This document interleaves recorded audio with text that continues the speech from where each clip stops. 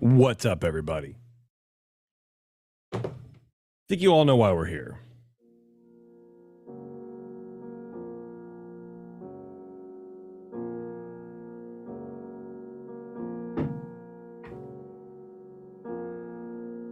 It's a sad day, in my opinion, personally. I don't know why I sound so weird right now. The GOAT, R.I.P. The GOAT is gone, and I don't like it. Bob Iger is coming back. Bob Chapek is out as CEO of the Disney Company, and I think it's a mistake. I think it's presumptuous and foolhardy and silly, to be honest with you. So I thought I should come on here and talk about it. Read some articles, just kind of BS a little bit. Because this is unprecedented. I mean, honestly, he was in, like, Iger was out for like 11 months. That was it. And now he's back. And it's the most Iger thing I can think of, honestly, to be like, no, I'm retiring, man. I'm going to invest in NFTs and the metaverse. And then those exploded, and he goes, huh, I need something to do. Why don't I just steal a job from a hardworking American man? Something like that. I don't know.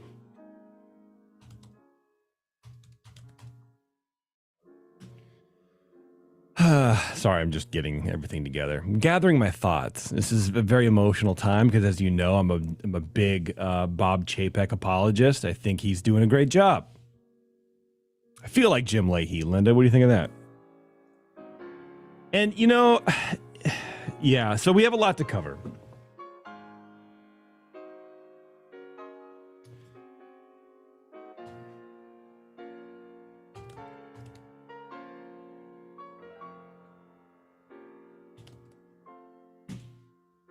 Anyway, I'll turn this off. Chopin. We got a lot to cover, and it's going to be confusing, and a little weird, but I'm just hanging out here.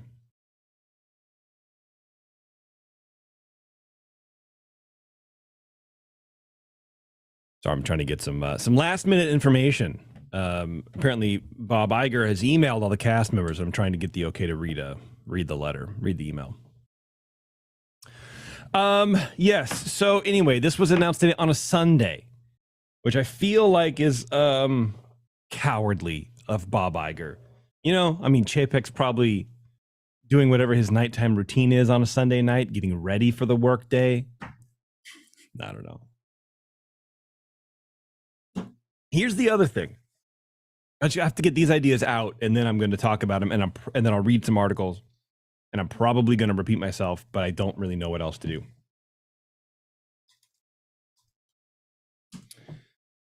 Nothing substantial will change.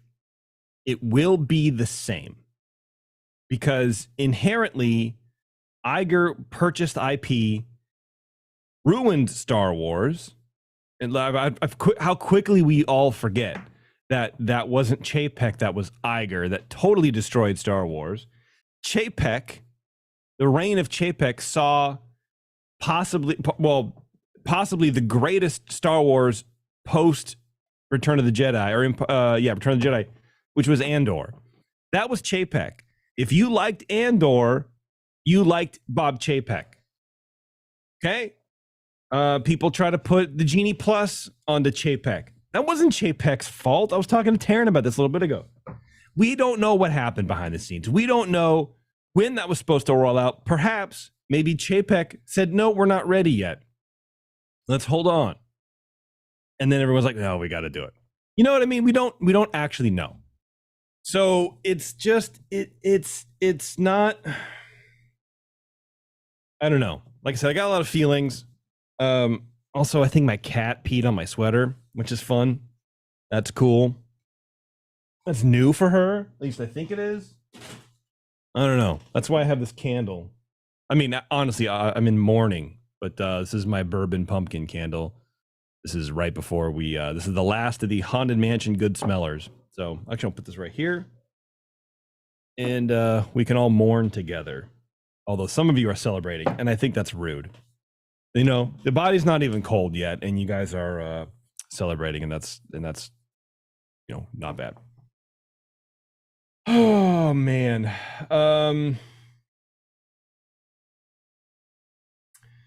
Let's read an article. Okay, here's Deadline, and you know what? But before he freaks out, yes, thank you, Jeremy, for being the one to text me to tell me this. He got really upset and cried on the phone to me that I told Discord about it, and he didn't get credit. So thank you, Jeremy.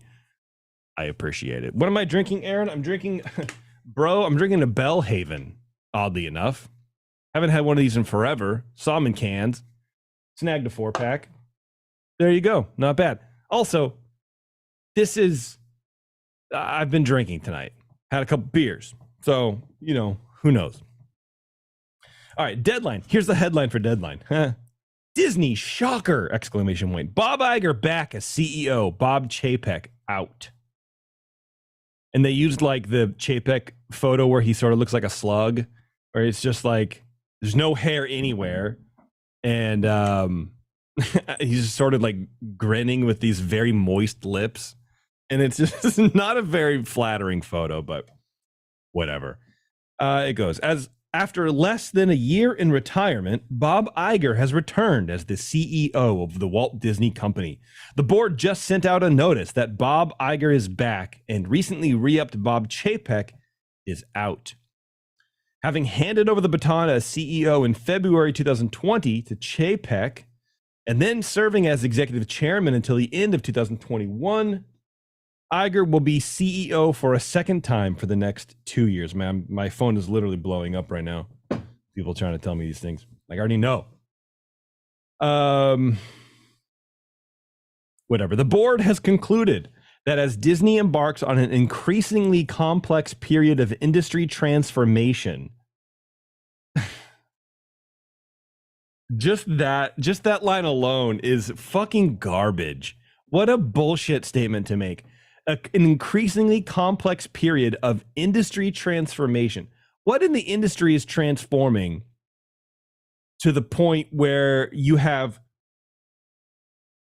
capacity crowds? Okay, you have via a Genie Plus, you're bringing in more money than ever. I want to say they're bringing in more money in the parks since pre-COVID. The lines are massive. Demand for the parks has never been higher, but suddenly, somehow, it's an increasingly complex period of industry transformation. I don't know. Also, what industry are you in? Entertainment? Sure. But what other company has movies, streaming, TV shows, radio, and theme parks and cruise lines? You're in an industry in and of yourself. So I don't know. I feel like that's just a very gaslighting, misleading statement. But anyway, Bob Iger is uniquely situated to lead the company through this pivotal period, said board chair Susan Arnold today after what was a rougher than expected quarterly report by the company earlier this month. Uniquely situated to lead the company through this pivotal period. I disagree. I don't know. I don't think that Iger cares about Disney Plus as much as Chapek did, but I think you have to. You've invested so much money. People, I don't know, there's so much good stuff on there. You have to care about it. Like, what's Iger going to do? What's he going to do? This is stupid. I don't like it. I hate it. I can't imagine any big change where he's going to be like, this guy's Chapek guy, and pats him on the bald head. I'll fix it. Don't worry. And he'll like hit a button and a secret panel will pop up and a switch will be thrown. And it's like, suddenly, I mean, here's the thing. What do fans expect Iger to do? More importantly, what do they not like that Chapek did? It's a genuine question. So those of you guys listening, put in the chat. I'll read them because I'm going to go through the chat in here in a second. But what did Chapek do that was so bad that Iger hasn't done? Start there. What is Iger going to do to fix the perceived wrongs that Chapek has done? You going to get rid of Genie Plus? No.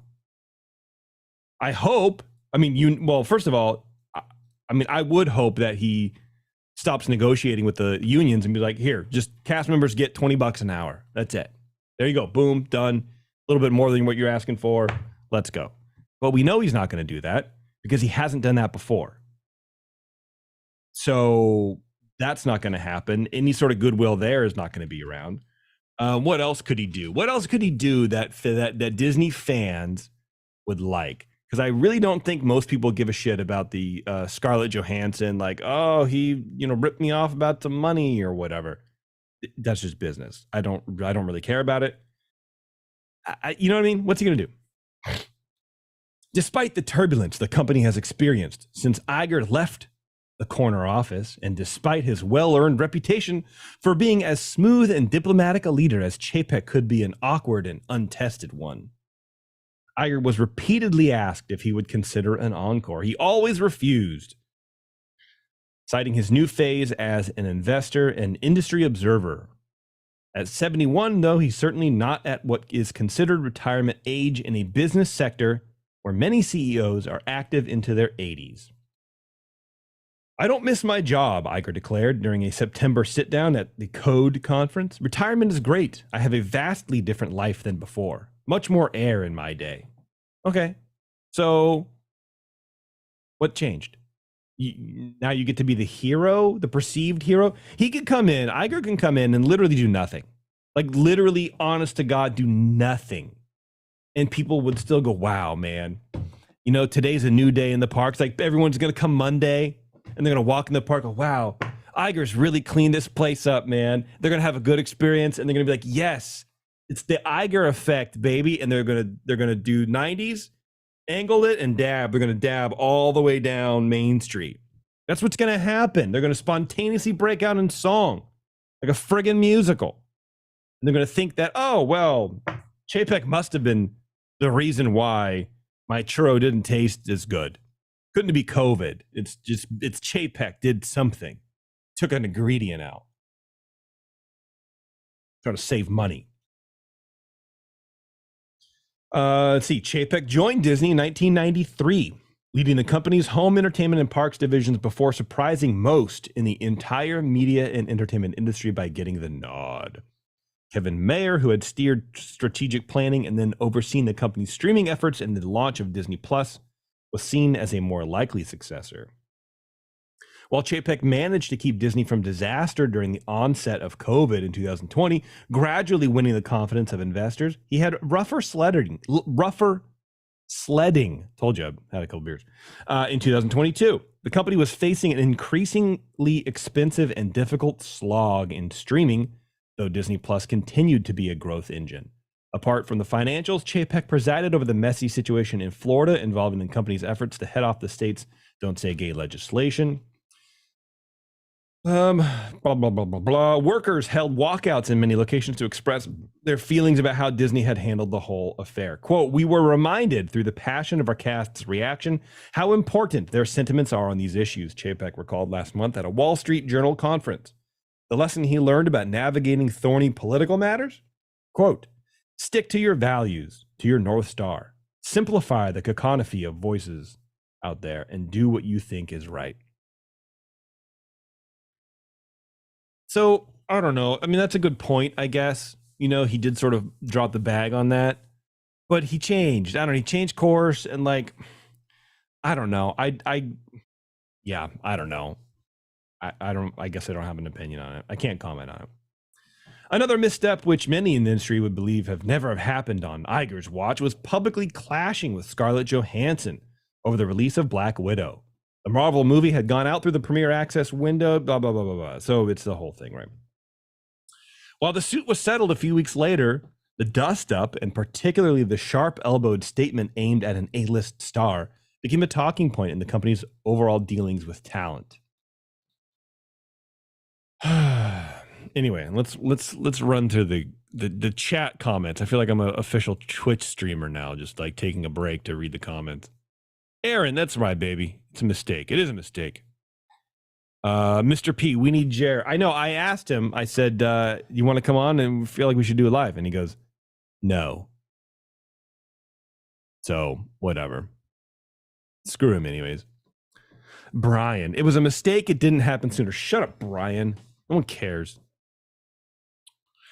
Summer, it was a weird day to announce it. Yeah, Summer, it was. It's odd. It's very odd on a Sunday. Why not Monday morning? I don't know. It just seems like too under the radar. This is when they would announce like price increases or something like that. You know what I mean? Where they just didn't want to celebrate anything. Maybe they did it as a favor to Chapek. I don't know, man. I don't know. P. All this was staged on purpose. I don't know what that means.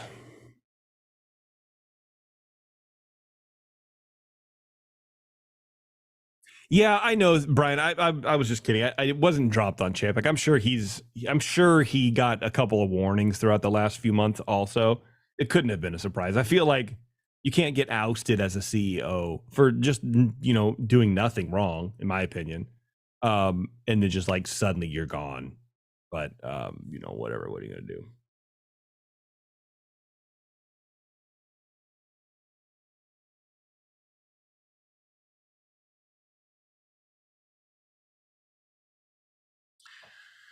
Yeah, I mean, Aaron is another good point. There's a recession going on, inflation's going on. Like, the war in the Ukraine is just sort of screwed the global economy up. I don't know, man. I don't know. I don't think that these issues were Chapek's fault 100%. I really don't. I'm not saying he was perfect, but neither was Iger, and people forget that.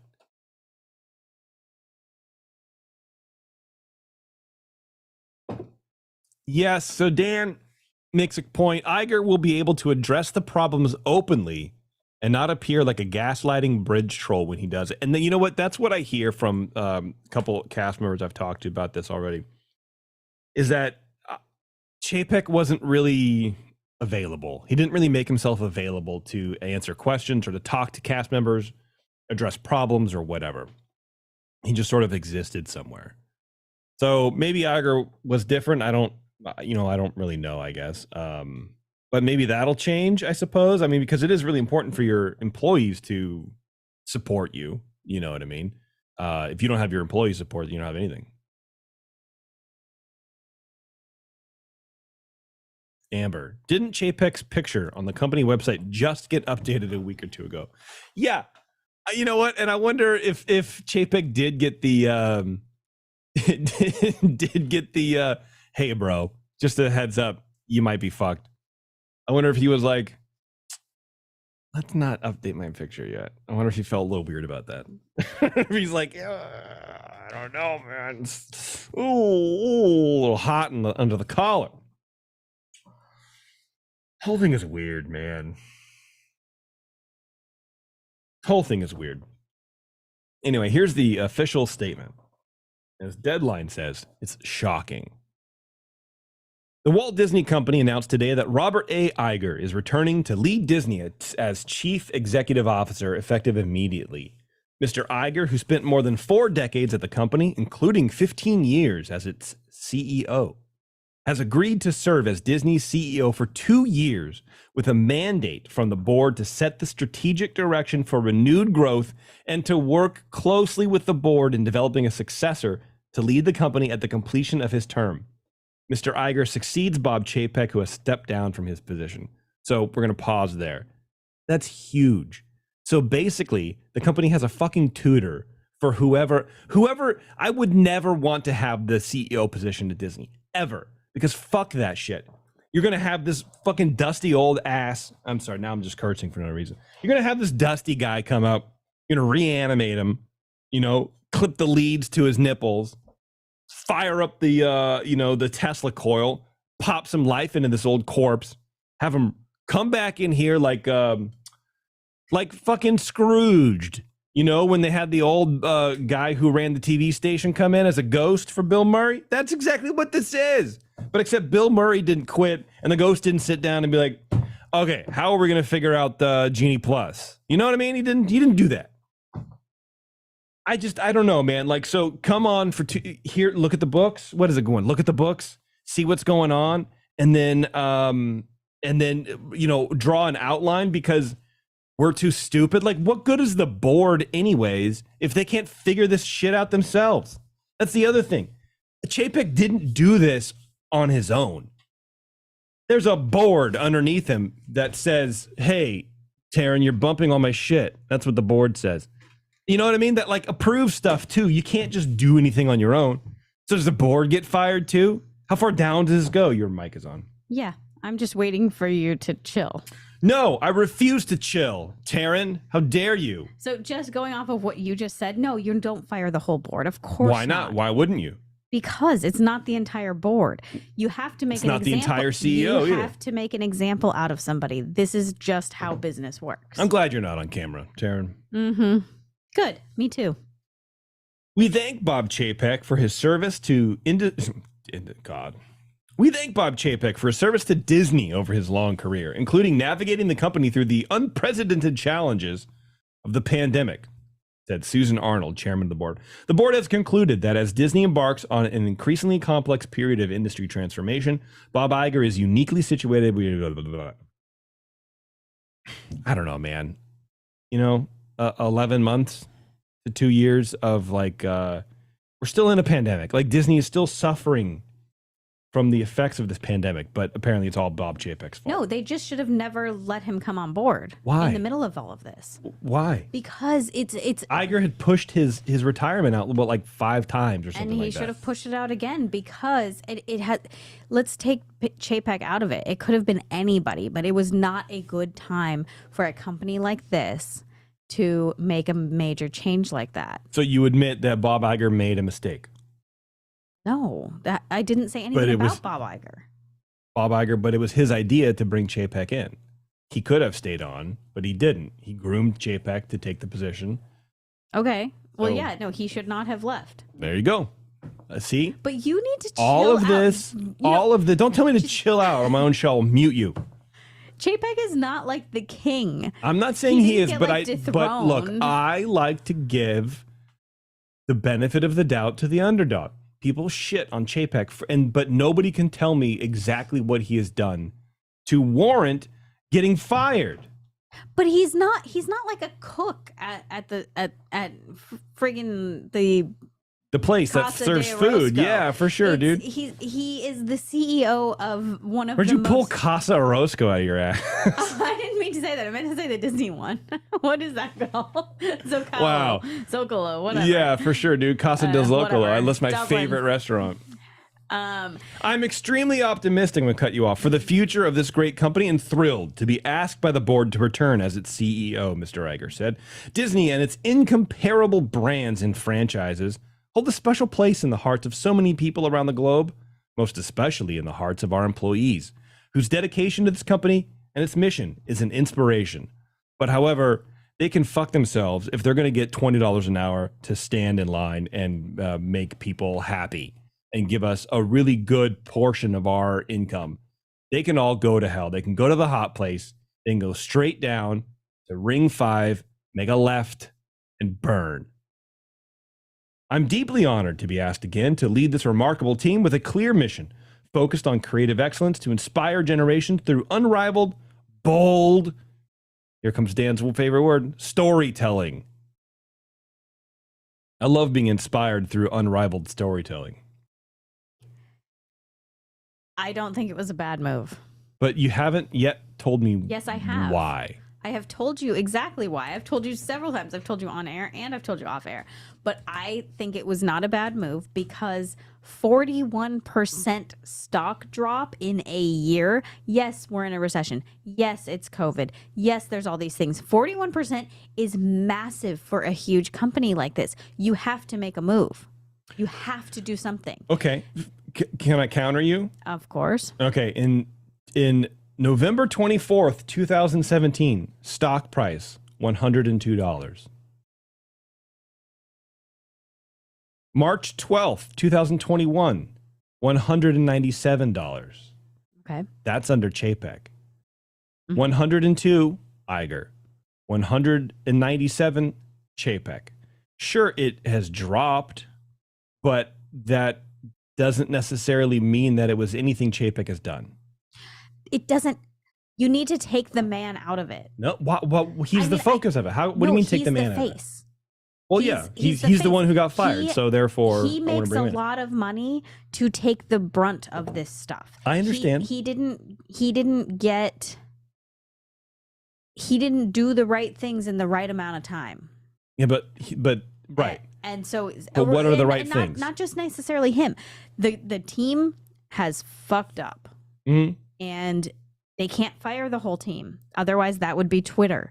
You can't fire the whole team. You gotta fire somebody who is the head of the team, the leader of the team. Chances are, Chapek didn't do a damn thing. You don't have to fire anybody. You do. You have to make. Why? Why do you think that? I think you do. In a situation like this, the fact that they did it means that they had to. And I have seen lots of people get fired, lots of executives get fired, and every time it's shocking.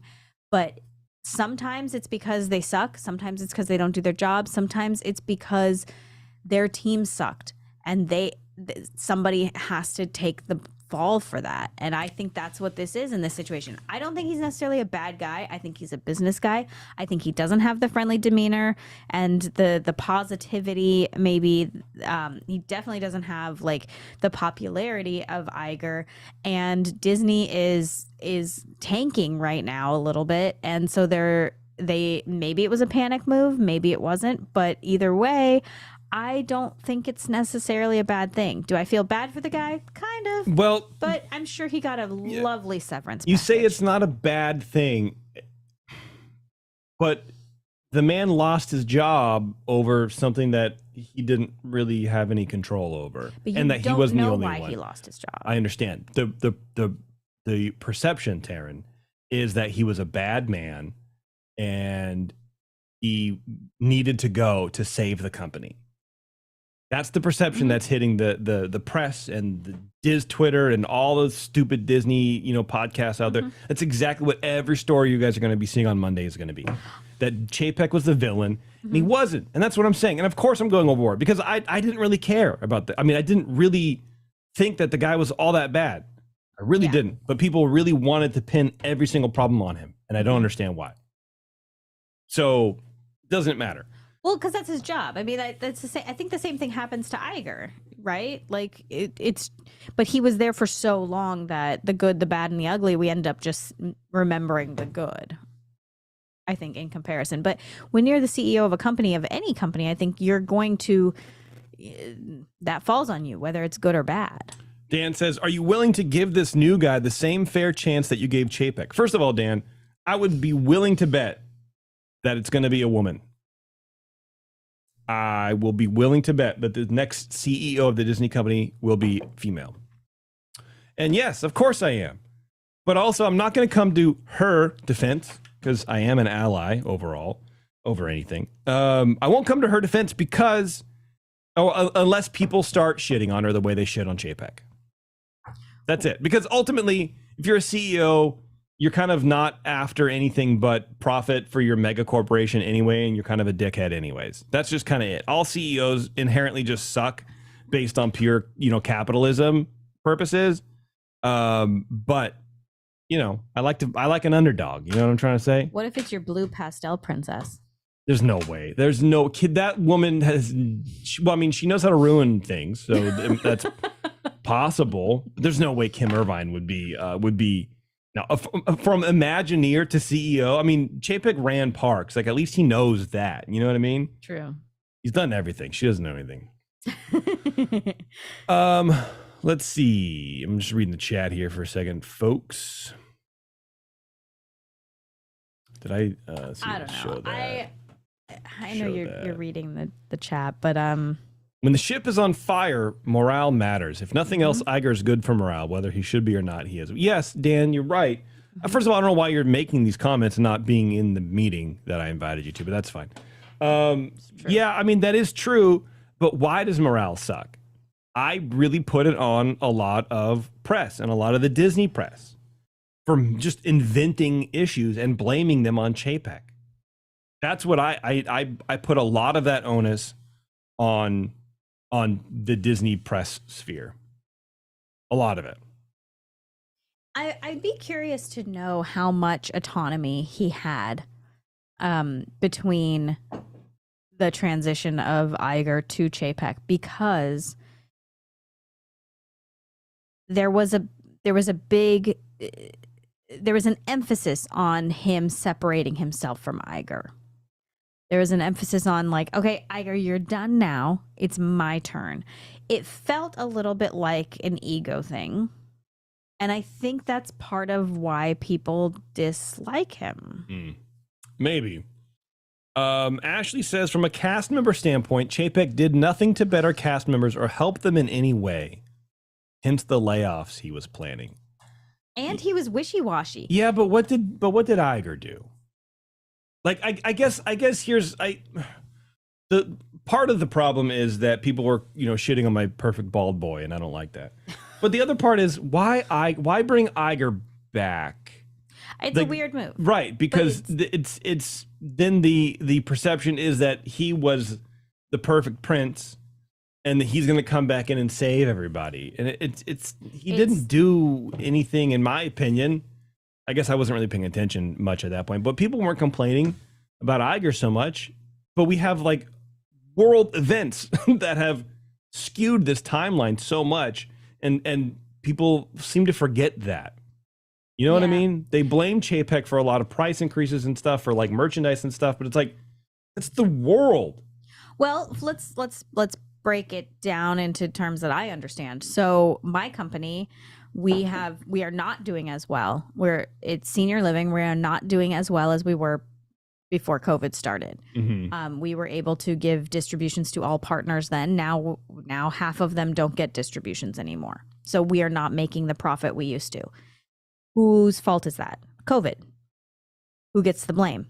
COVID's not a person. Fire COVID. I don't know why people haven't figured this out before. Just fire COVID. You can't. We'd all be gone by now. You can't fire COVID. You can't fire that. You put the blame right now. My boss, the CEO, the president of my company, is getting the brunt of that.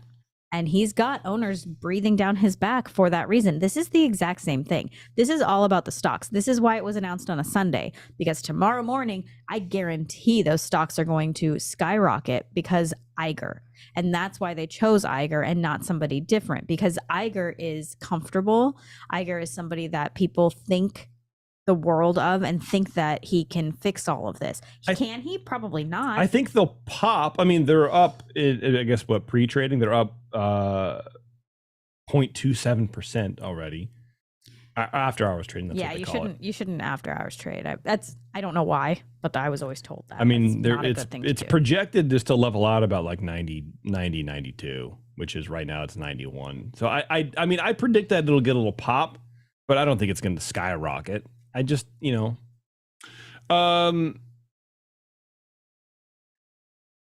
in all honesty, part of the job of the CEO of Disney has been for years to be the public face and figurehead of the company. Chapek was bad at that role.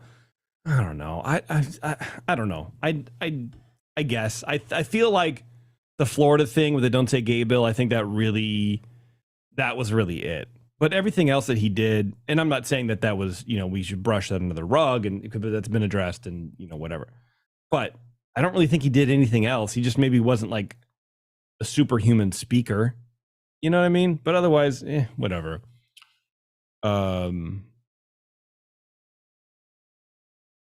Michael, so are we feeling bad for millionaires now? Yes, of course we are. No. He lost his job. He still made more money than a cast member working at his company that he was planning on laying off. Yeah, I mean, look, the jobs are complex, Michael, and I get it. CEO is a complex, job. His goal is to make money. They didn't meet. They fell short of the projections.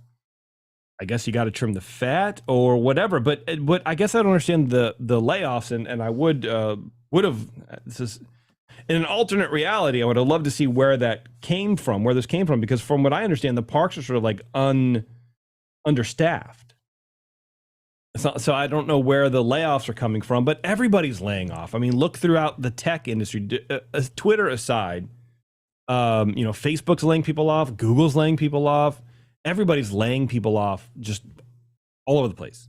So I don't know. I don't think that Chapek was sitting here like Scrooge McDuck going, oh, if I can just fire 500 people, then I can make more money. You know what I mean? I feel like he was doing it for the investors, but the investors, turned their backs on him. Yeah, I think, it's funny because I kind of do think he's sitting there like Scrooge McDuck. Where can we make more money? But isn't that part of his job also? It is part of his job. All right. But just call on the phone, Dan. I'll send you the invite. You can get on the phone. You don't have to have your, whole thing.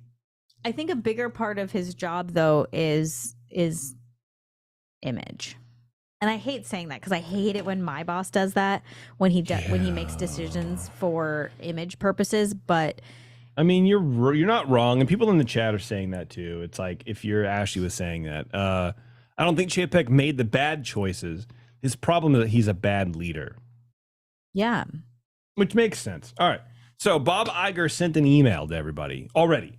Already this man is going to work. Sent an email to all the cast members. You're joking, but no. Okay. Dear fellow employees and cast members, fellow employees. So he's on. Signed the docs. He's ready. He's already getting paid. It is with an incredible sense of gratitude and humility. First of all, fake. And I must admit, a bit of amazement that I write to you this evening with the news that I am returning to the Walt Disney Company as Chief Executive Officer.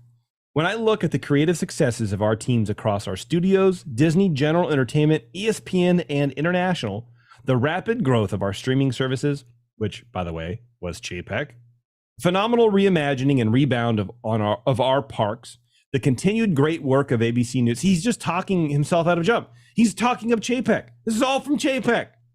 And so many other achievements across our business.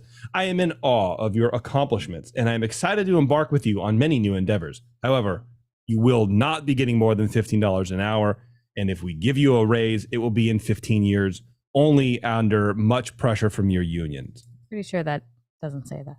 Well, I don't know. I'm inferring a lot. I know this company has asked so much of you during this past 3 years, and these times certainly remain quite challenging. But as you have heard me say before, I am an optimist. And if I learned one thing from my years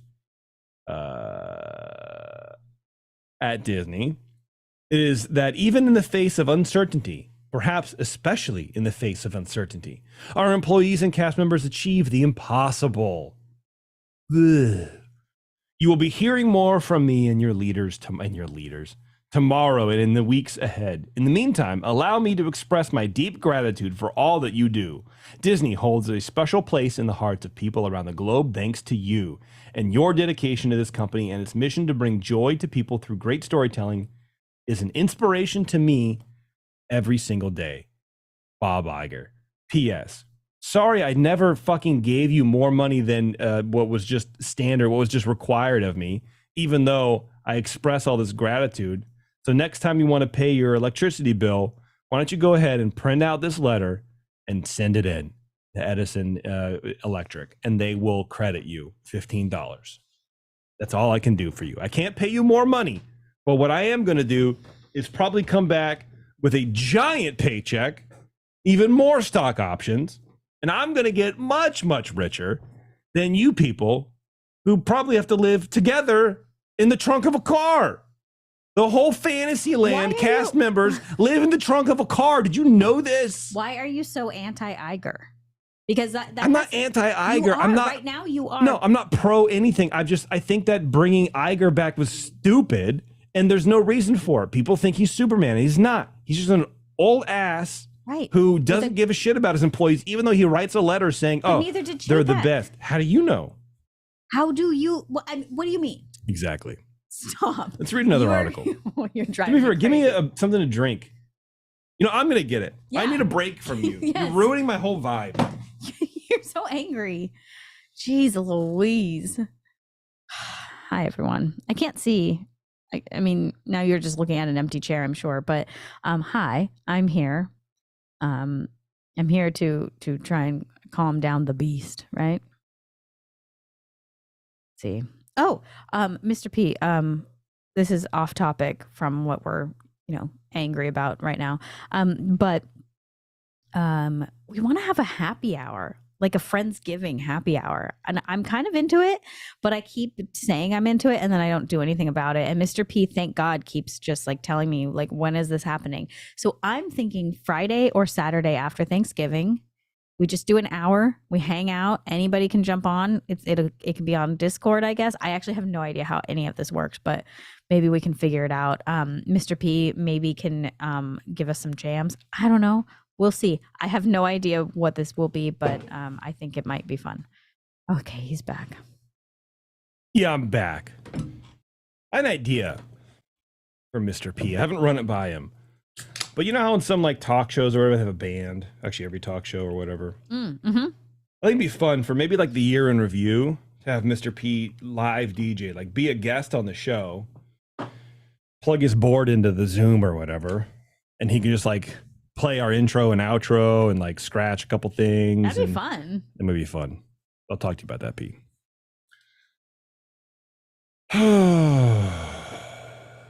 Whatever. Ashley, leaders isn't a compliment or anything. That's the actual title for managers. Yeah, I mean, assistant managers are coordinators. Ah, okay. That makes sense. If you're internally, use the internal jargon. All right. I just thought it was, not that it was like a compliment. It was just more like, I don't know. I am your, take me to your leader kind of a thing, right? Like, it's like, we're your leaders, everybody. But I think a lot of that corporate speak sort of is just pompous inherently. And it's just funny to like see it sort of, I don't know, out of context, I guess, even though it was in context. I don't know. All right. This is from CNN Business. In a move that shocked Hollywood, Bob Iger, one of the most notable CEOs in the history of the Walt Disney Company, is returning to run the media empire. Bob Chapek, who replaced Iger in 2020 as CEO, is stepping down immediately. Yeah, breaking news and will be updated. All right, great. They included one tiny paragraph of the announcement from the company, and that's about it. And I feel like it's all we're really going to get, honestly. So I'm just combing the news here to see if we can get some more little blurbs, man. Honestly, with the amount that they've given us, like, I feel like it's more than we even deserve. And to me, it's very clear he was fired, which is why he has stepped down. Mm-hmm. And immediately, you don't, if you're not fired, you don't step down immediately. It's not an immediate thing. It's a transition. So the fact that he stepped down is just to save face for him, because. Well, yeah. And I was telling you upstairs, maybe in 10 years, we'll find out what actually happened. You know, when all these books start coming out about like my time in the tumultuous areas of the, whatever. I guarantee it's all come out in a book. And I wonder if it sort of reads to me where maybe they're like, hey, Chapek, we're going to have you, step down, and bring Iger on, or maybe they wanted to get someone else in there, and he was like, I'm just going to leave. I'm going to quit. I don't want to do this. Maybe. And they're like, oh, well, we're just bringing Iger back, everybody. Let's just do that. Let's see if Bob Iger can come back. I've eavesdropped on a lot of, on several, not CEO, but spy. Yeah, on executive firings, because I find them very intriguing. And they're fascinating. Yeah, absolutely. Because the first time that I was at a company where an executive got fired, I was shocked. First of all, I had never seen anybody get fired from a company. I've never been at a company where somebody got fired. And then it was an executive, and I was like, what? And then I realized executives get fired more often than other people because they get paid the most. They really are the easiest to get rid of. But anyway, in those firings, they basically, there's no discussion. Once by the time somebody is telling you like you're getting fired, you're already fired. You're not going to talk your way out of it. Yeah. So it's a, hey, we talked to the board. We've decided this is not really working out. I think you agree. And then the executive doesn't really have much to say, except they go, well, okay. How am I going to put this on my resume? Like, am I going to get and that's how it's like, well, why don't we say that you stepped down and we'll give you this package and blah, blah, blah, blah, blah. And they already had it all worked out before they even talked to Chapek, I'm sure. But I wonder who fires Chapek. the head of the board, Susan, whatever her name is, I would Like, guess. did they call him in on a Sunday to fire him? Like, that is harsh. Over Zoom. That's harsh. Yeah, dude. Ashley says, I wonder what broke the camel's back for them to finally do it. And Yeah. that's what I want. That's what I want to know also. I think it's the when they announced, didn't they announce this past week that they were going to let go of people?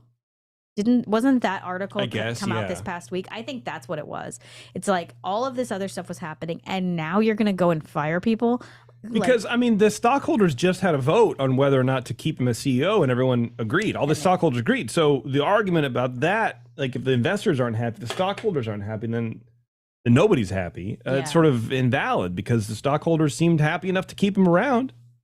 Yeah, I mean, that's true. So I don't know. I don't see the stock popping as much, but I also, I don't know. I understand. Look, with any opinion that I have, and you guys all know this by now, but maybe it's time to remind you, all my opinions are dumb.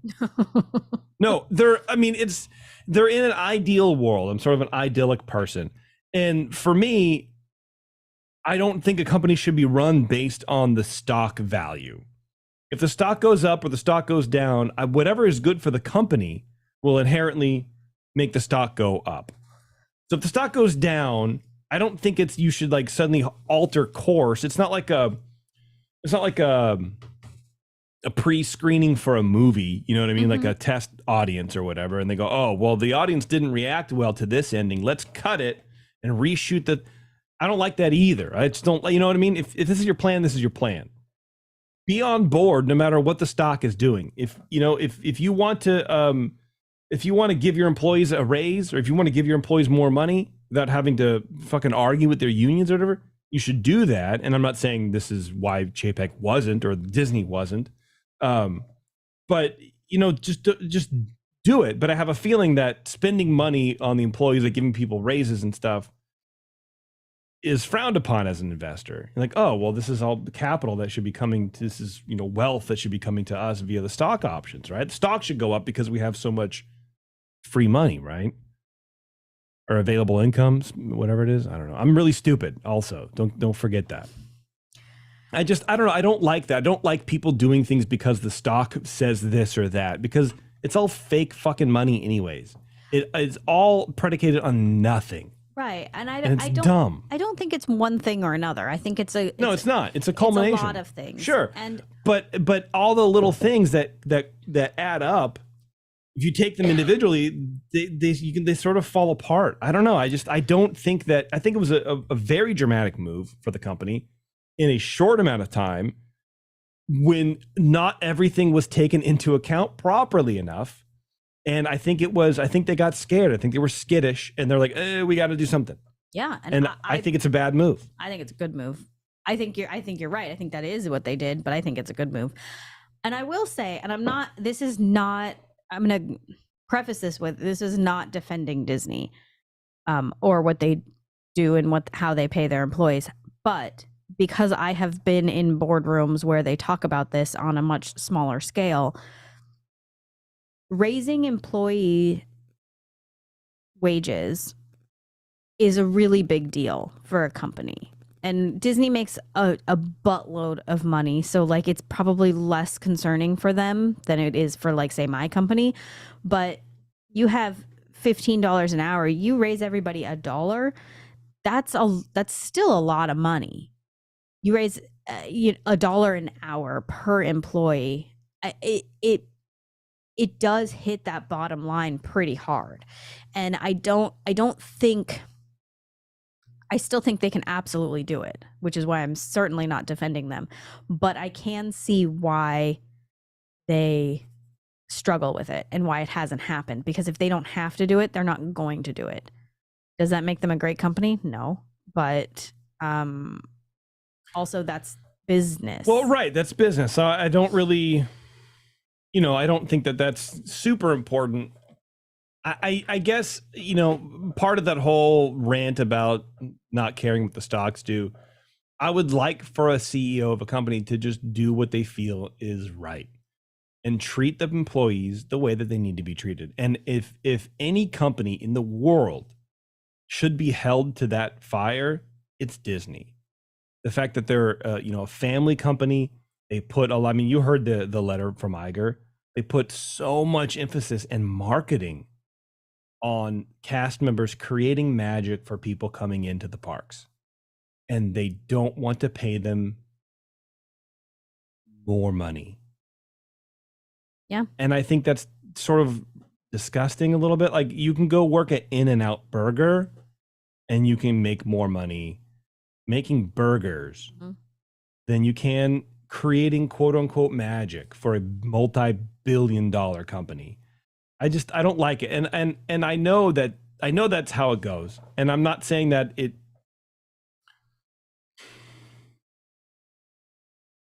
I don't know. I'm not saying it's anyone's fault necessarily. I just don't like the way the system is set up to do that. Totally. I think it's dumb, and I don't like it. And maybe I'm talking out of turn, because it's not like I've sat down with cast members and had this discussion with them. So I don't know. I read what's in the news and I make cool opinions.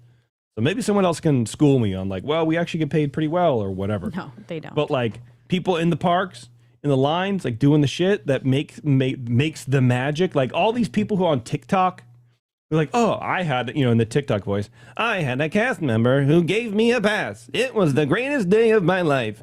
That person makes what, $15 an hour. There's inflation. I don't know. I feel like Disney doesn't take care of their on the ground employees as well as they need to.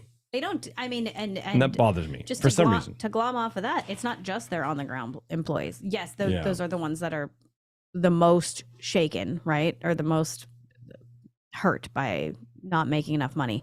But even their corporate employees, Disney is known in the industry as not paying as well, because they don't have to, because you're working for Disney, and people don't work for Disney because of the pay. They work for Disney because they want to work for Disney. Well, like our former Imagineer Kyle guy, he would never, maybe he's going to kill me for saying this, he would never go back to Disney. He would never work for Disney. It's a terrible company to work for, and they don't pay well. They just don't pay well at that level. And they don't. But you also, part of it is that you want to work at that company. I mean, I hate to match it to mine, but like, I could make a lot more money if I went to another company. Do it, because I don't. But I like the company I work for most of the time. And because of that, I kind of take that decrease in pay because I'm comfortable. I get to work remotely. And you don't do anything. And I have spurts of having to do a lot of stuff, but yeah, I mean, my job's pretty cush when it comes down to it.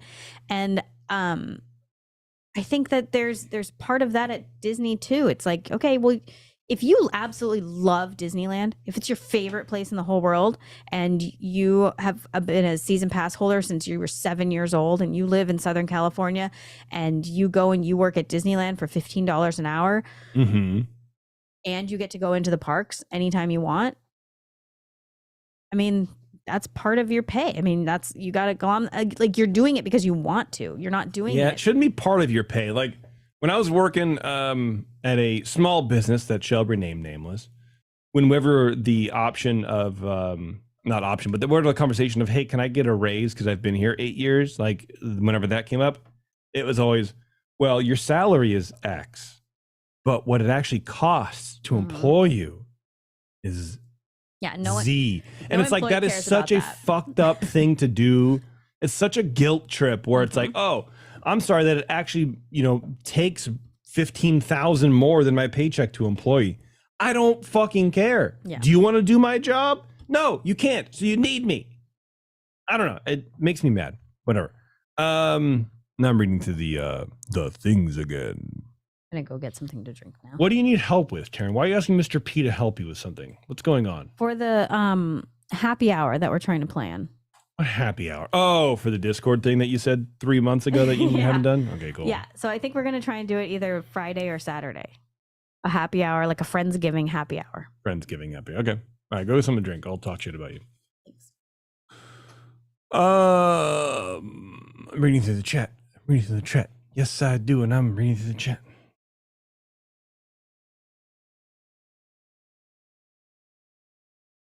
Bev is in the chat.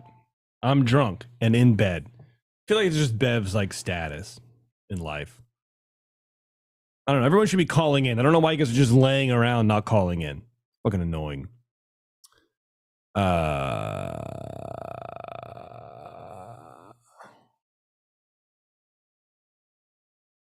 Whirl Omar. Chapek was good to keep the company afloat during the COVID crisis, but now it's time for Iger again. Well, I mean, you're not wrong, I guess, Omar, but the COVID crisis is still happening. That's the thing. Like, in this country, 300 to 500 people a day are still dying from COVID.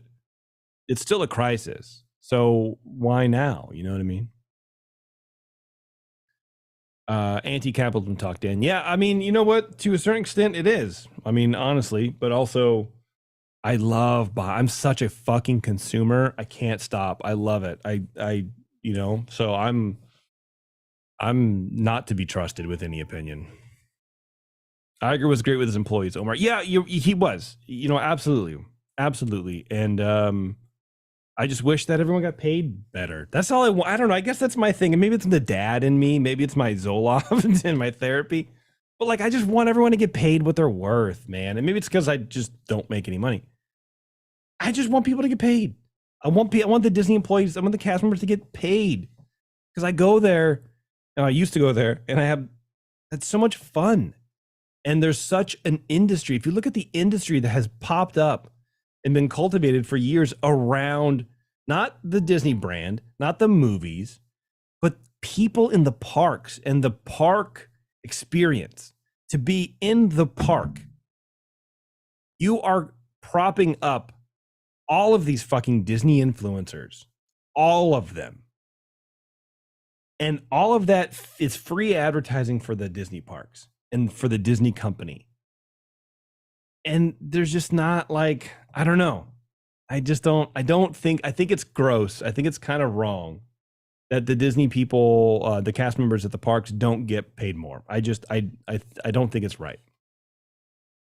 Ashley, I think they should treat cast members as almost an attraction themselves. Yes, dude, I agree. So many people say what a cast member or character did for them. That's what makes Disney different.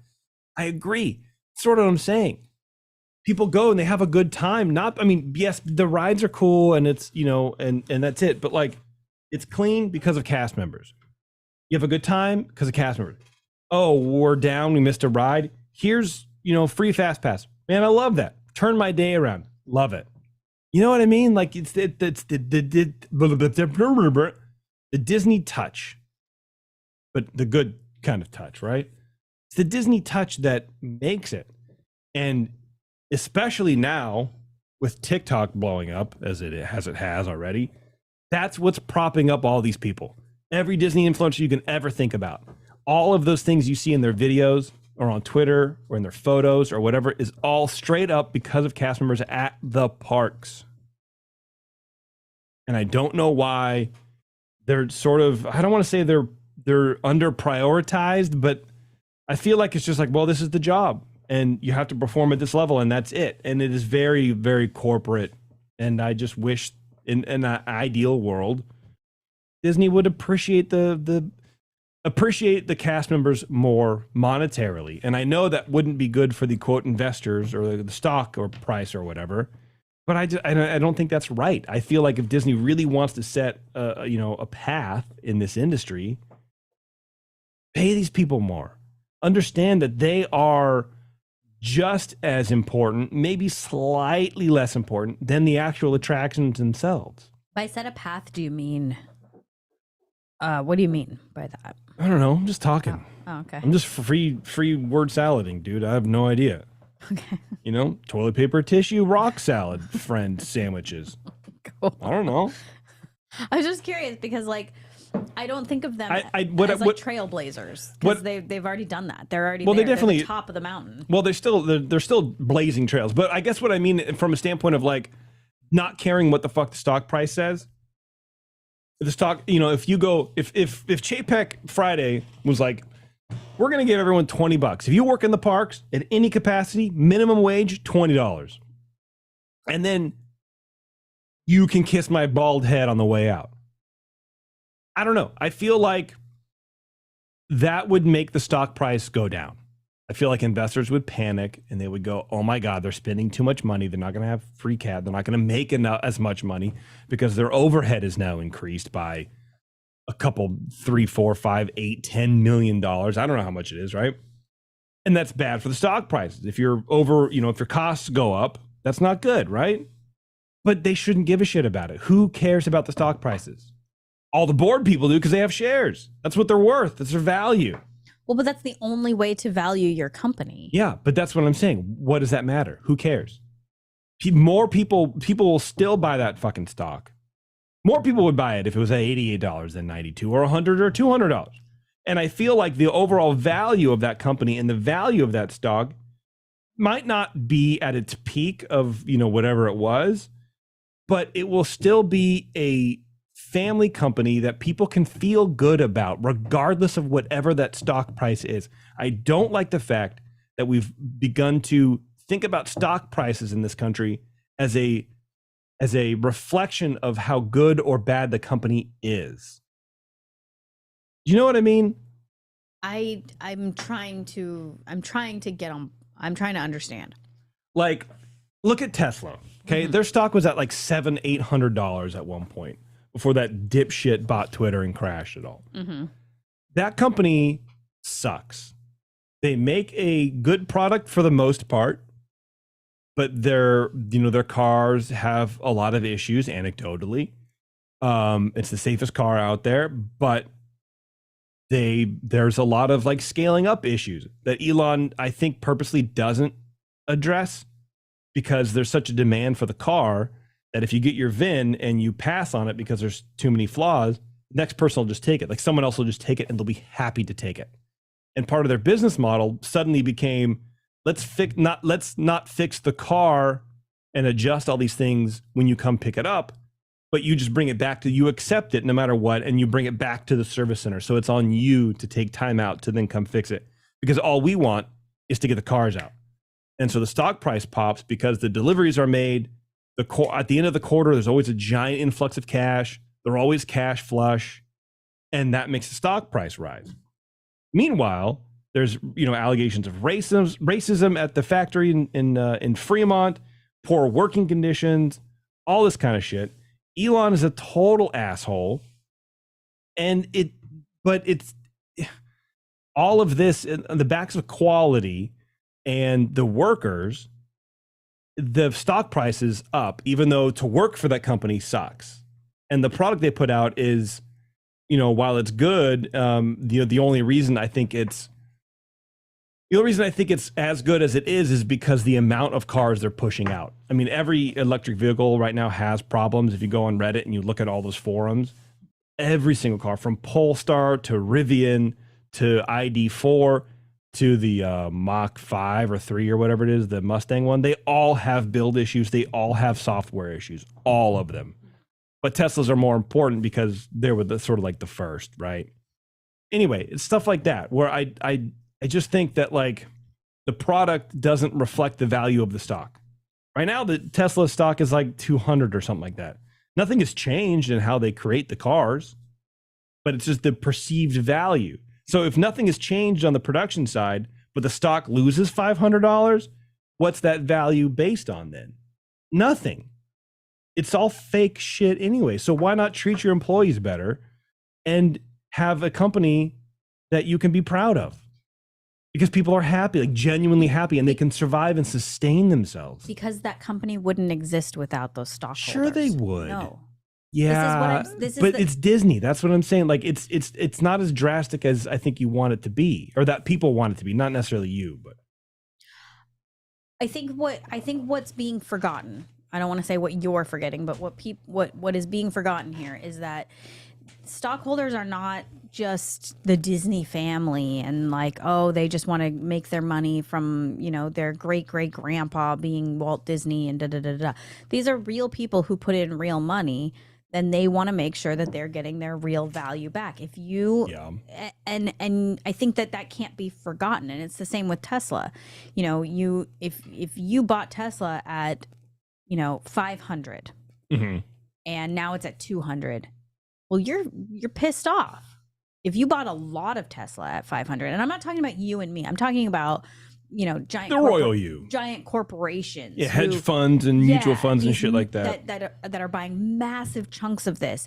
You buy it at a certain point and it goes below that, you are panicking and you are pissed off, and somebody has to do something about it. So then to bring it back to Disney has to do something about this. Like you said, their stocks are low now, and I do think it comes down to stocks. I think a lot of it has to do with stocks. I agree with you.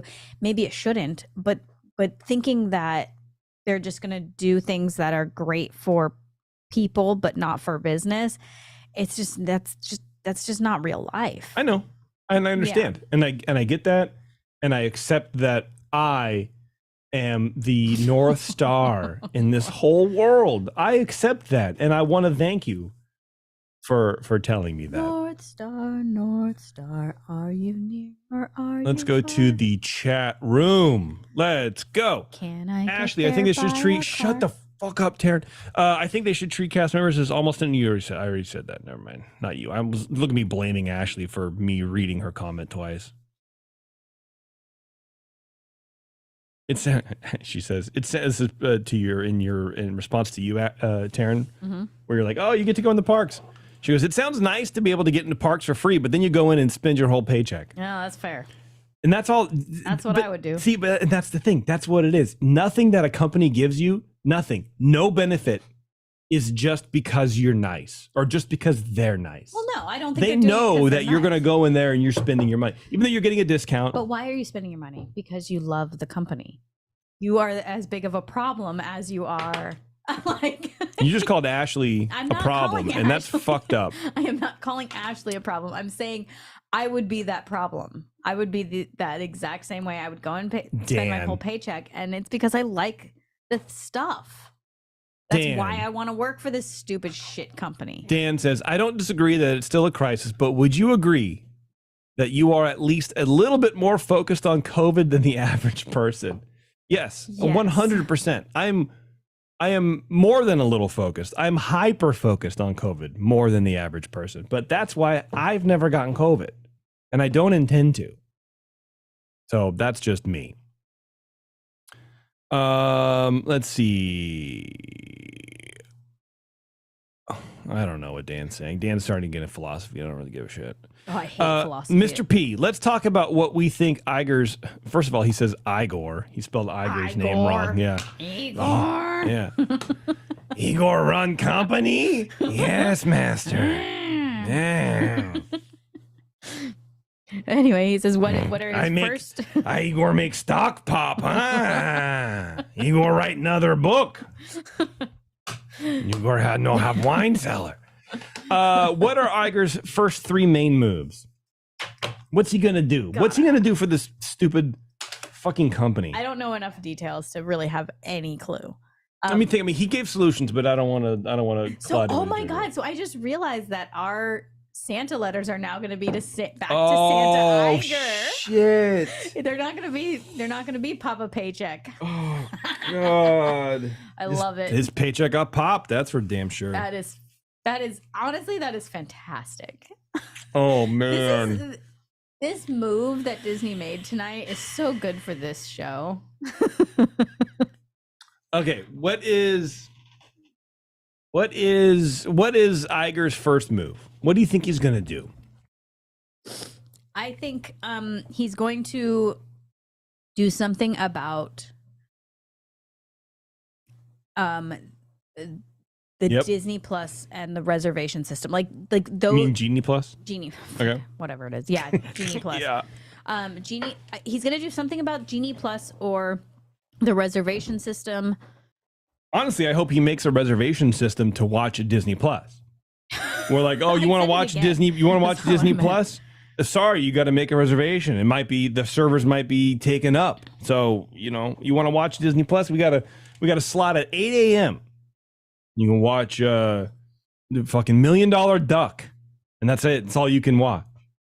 Because I think it's too confusing. I haven't been to the parks in a couple of years, but I am honestly like scared about all of these changes and like how much having to make a reservation, having to put yourself on a VIP list to get on a fucking ride, how to do all of this stuff. I don't know. It takes the magic out of that. So I think he's going to take something away. I think he's either going to maybe reduce Genie Plus cost or make it free again or something. No, probably not make it free again. That would be crazy. But like, can you imagine that unraveling? But like Max Pass, the Max Pass and the Genie Plus, those don't need to be separate. He's going to combine those.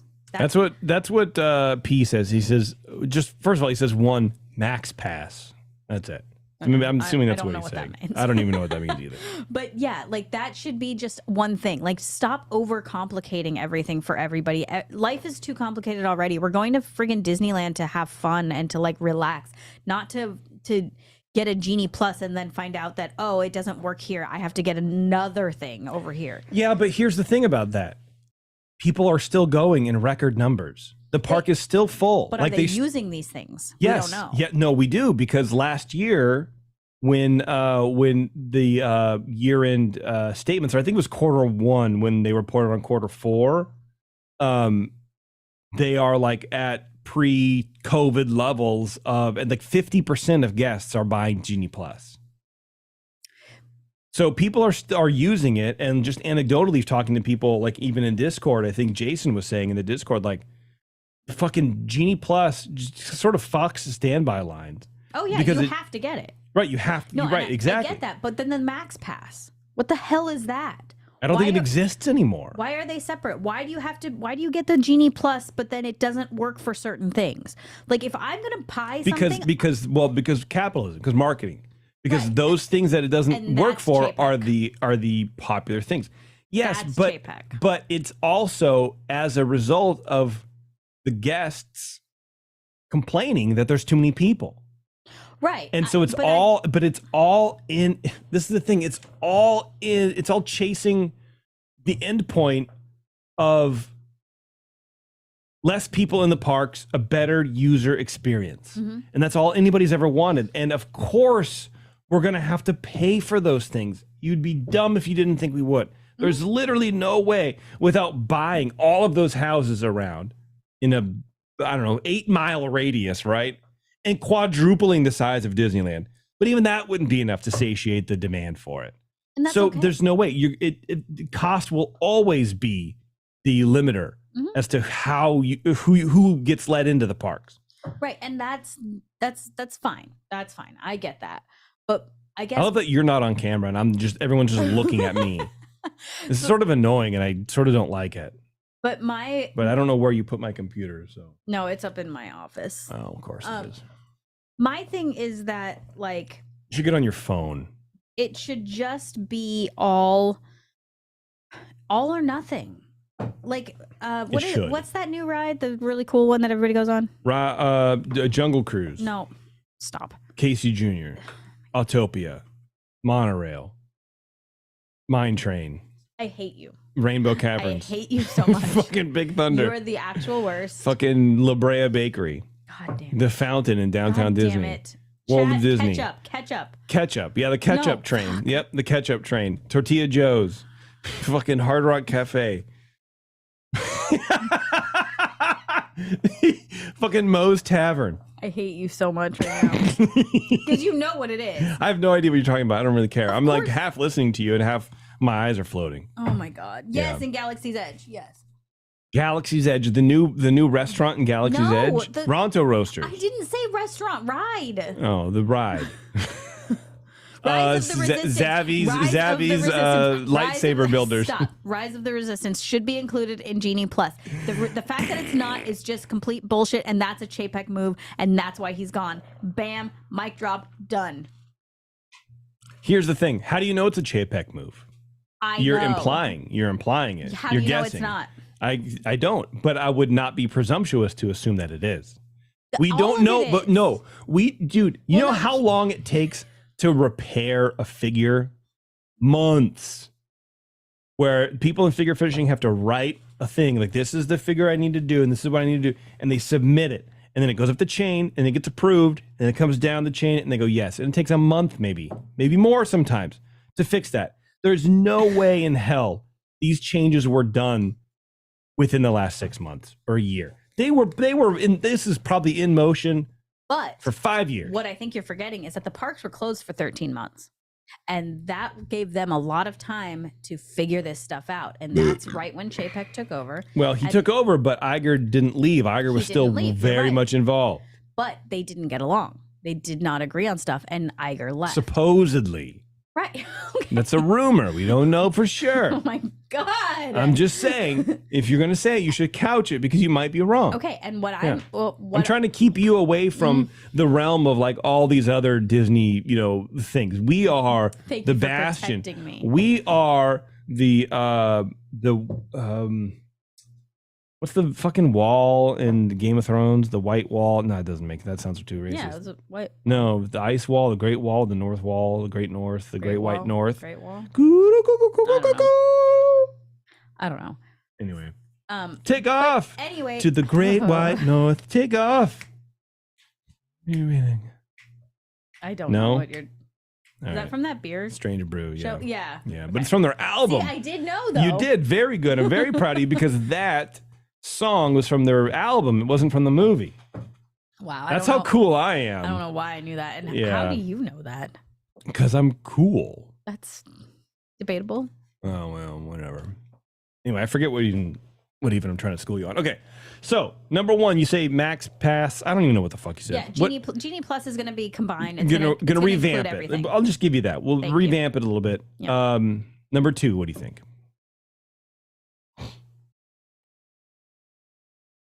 I think there's going to be something with annual pass holders. I don't know what, because I don't really fully know what's going on right now. That's when you get the fucking. There were like discounts. Try to get that computer and get on. If you give me the link, I'll just put it on my phone. Oh, I only have 15%. That won't work. Oh man. Just turn it to me. No, I don't even have makeup on. I look. You look beautiful, Taryn. I didn't even my brush hair. Just get the thing and do the thing. Don't ever come on the show without a camera. It's a rule in the studio. What do you want me to do? I don't know what I want you to do anymore. I can't imagine we're going to be here for more than 15 more minutes. Give me your phone. I'll just charge just in case we are. I don't know. I don't got anything else to do. Do you got something else to do? Got somewhere to be? No. Number two, what'd you say?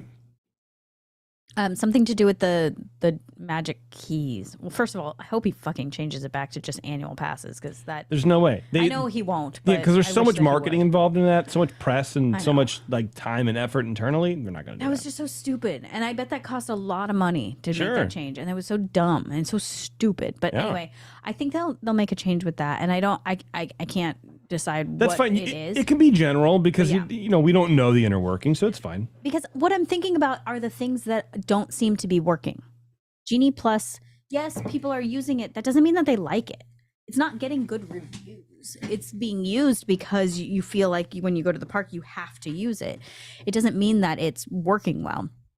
And then same with the Max Pass or whatever it's called. Not Max Pass, Magic Keys. It's kind of the same thing where it's like it needs to, I don't know if that's going to work. But why don't you keep talking instead of worrying about what I'm doing? Pretend you're a professional. With the magic keys, that's another thing that is not working. People are not happy about it. And it's something that is landing on Chapek's lap because it's a change that happened while he was at the head of the company. So I mean, I'll give you that. So that's, I think, another thing that's going to change is I don't, like I said, I don't really know what is going on right now, so I don't know what would change, but maybe I don't know. They have actually been doing discounts, so I don't know if it's discounts or if it's like better days. Maybe, you know what would be amazing is if Magic Key people didn't have to make reservations. If that was part of a God, perk. Are you kidding me? That, dude, no way. That would be. No way in hell that would happen. No, I agree because I think the reservation system is here to stay, but that would be sick as that would be amazing. I mean, I'm not even going to the parks right now, but I would want one. Just because I don't know what it is. I'm very like anti the reservation system, even though like I get it. I understand why they do it. I think it definitely makes sense. And you know what? If COVID hadn't happened, I don't think we would have a reservation system. But it gave them the opportunity to put that in place, and they did it. And they kind of they took the the reins. They took the reins, and it makes sense. But I hate it, even though I've never used it. Yeah, I right. I agree. I don't think that if we had COVID, I don't think it would have it. But Sorry, I moved you. It's all right. I mean, I think it's fine that we have it. I don't really know, honestly. I don't even know if we would have Genie Plus if there was COVID. I really think that break in the parks gave them a lot of time to like think and figure out how to fix things that they wanted to do in the park. Oh boy. Hi. Slipped. I got my hand slipped up.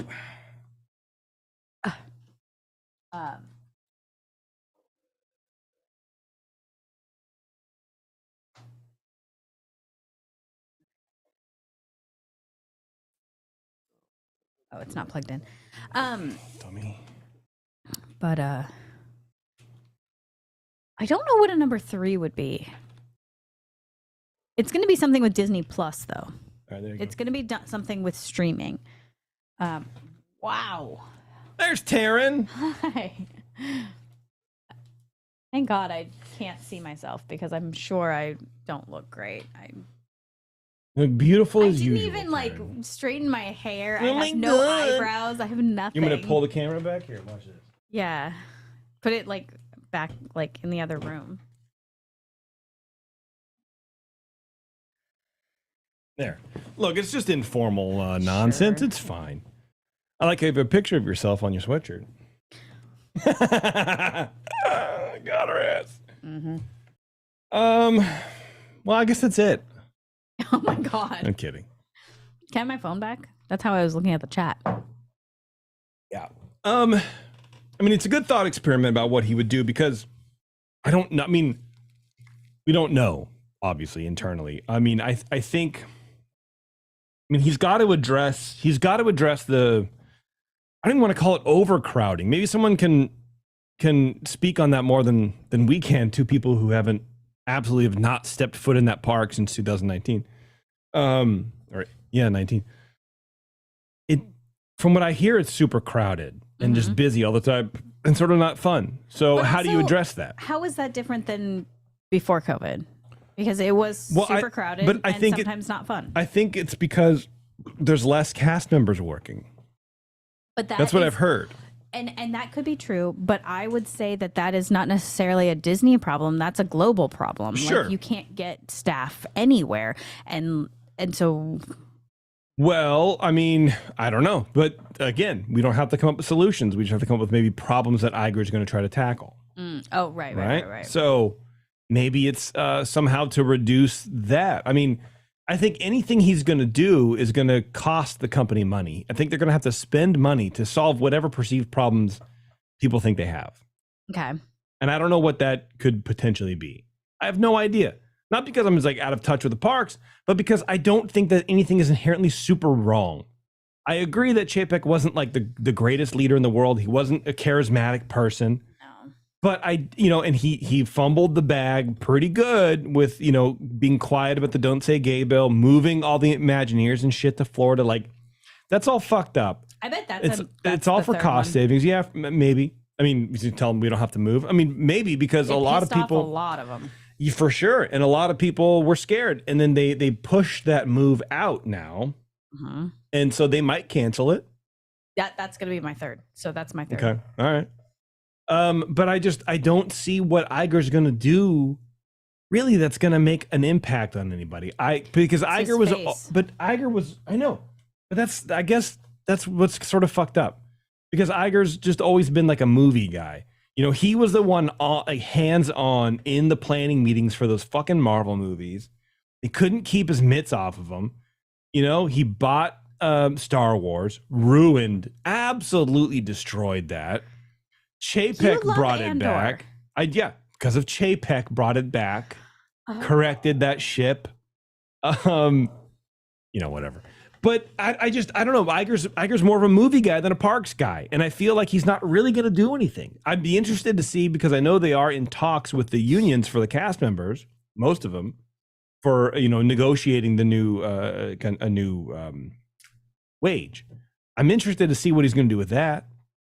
See, I care about the people. I care about the cast members. Mm-hmm. Let's look at the chat. Oh well, I guess I should come up with mine. Yeah. What are your 3? Here's what I think will happen. Nothing. I think that nothing substantial or specific will change under Iger. Because I don't think. Well, let me finish. Define dog. Those, though. No, I can't. Nothing will change. Nothing that will impact. I guess I'm looking at it as a parks perspective only, and maybe that's part of my problem. I'm pretty narrow with how I think about Disney. I think about the parks, because that's why I started this friggin' show in the first place. Because I like the parks. Mm-hmm. I like the parks history. I don't think the brand. I don't give a shit about the brand. I don't give a shit about. Agreed. The t-shirts or the marketing or the, I don't have nostalgia for Mickey Mouse. I don't give a shit. You know what I mean? He can get his fucking nose snapped off eating some peanut butter at a trap. I don't care. Really don't care. I like the parks. I like the park history. And that's why I really like doing this show. That's the drive that I have to keep this stuff going. Right. So I'm sort of a park head. So with that in mind, I don't think anything's really going to change in the parks. Maybe they'll open up like the when you can park hop. Maybe it won't be, because there's a hard line like 2 or something like that. Yeah. So maybe that pisses me off too. Maybe they'll do that. Maybe he'll change that. Okay. I don't know. Is that your number 1? Sure, let's call it that. Even though there's a head of the parks too. I don't even know the person's name anymore. It's tomorrow, I think. Like he's like worldwide parks guy. So he's president of the parks. I would think it would be his call, but maybe not. I don't know. But let's just pretend. He's probably shaking in his boots too, Let's pretend Iger would fix that. Change it. Anyway, let's not say fix. Let's say change. Let's do that. Now I'm also trying to think about what would make people happy. What would make the whiny Disney nerds what would make us happiest? And I feel like food portions would be a good one to start. I thought about that.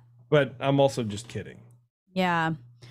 I don't think people care. Like, I think people care, but they can't do anything about it. That's something they can get away with. So why change that? Yeah. You've already made that change. Well, also I feel like that's like, the war and the pandemic. I mean, we still have an infrastructure problem in this company. Because again, 300 to 500 people die a day. Over 3,000 people a month in this country are dying from COVID. Still. What does that have to? They all have jobs. Well, maybe not all of them. I mean, I'm sure a lot of them are elderly, but some of them have jobs. Some of them are truckers. Some of them work in this infrastructure places that we still need to get goods, which is why part of the reason we have inflation right now. It's hard to find employees take these jobs. I don't know. Weird. Anyway, I don't know. I can't, like, from a parks perspective, I can't see it. I think maybe I think Iger would. Number 2 would be scale back some of the productions on Disney Plus. Jeremy and I were talking in the last episode of In Depth about, like, if I was in control of that and I launched Disney Plus, I would not just immediately spend billions of dollars generating new content. I would probably let that motherfucker ride for like a year on just the Disney Vault. Mm-hmm. And just make that a thing over and over. Pull some shit out. Like clothing drops.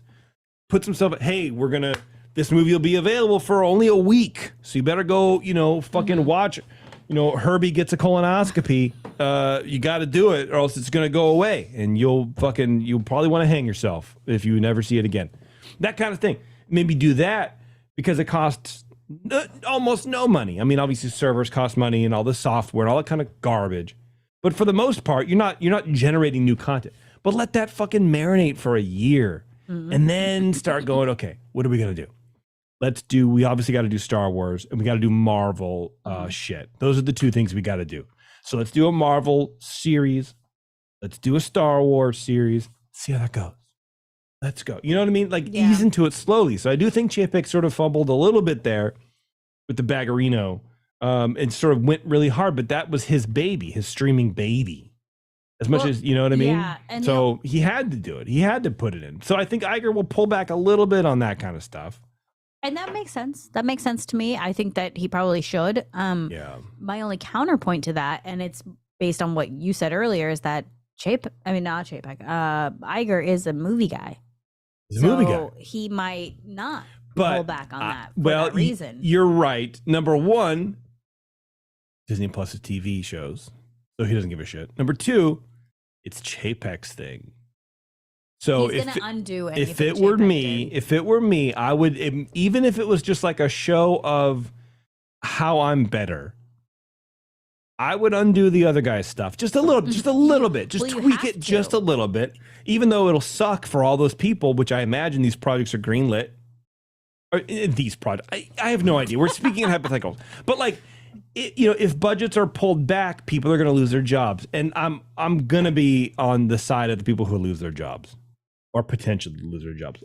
I want everyone to have a job, especially in a multi-billion-dollar mega conglomeration corporation like Disney is. Mm-hmm. They can afford to have people lead decent lives. They really can. Mm-hmm. You know what I mean? And like we were talking the other day, your dad, by the time he was my age, you were like a senior in college. You know what I mean? Single family income, per income earner, income guy, whatever, right? Paying for UCLA. I mean, you had loans, but whatever. I don't know. Like, I feel like you couldn't really do that now. No, absolutely not. It came from their house payment. Yeah. So times are just completely different right now. And I sort of feel like the boomers in charge of Disney don't know that or don't fully realize it or sort of buy into this weird, sometimes, conservative talking point of like, people just don't want to work anymore. Oh, yeah. They just don't want to put in the hard work. I can say for a fact that is said in board meetings often. There you go. People don't want to work, especially COVID brought that out. People don't want to work during COVID. People don't want to work. People are using COVID as an excuse to not work. People, you get... Meanwhile, I'm trying to work. I desperately want a job, but I want to stay home.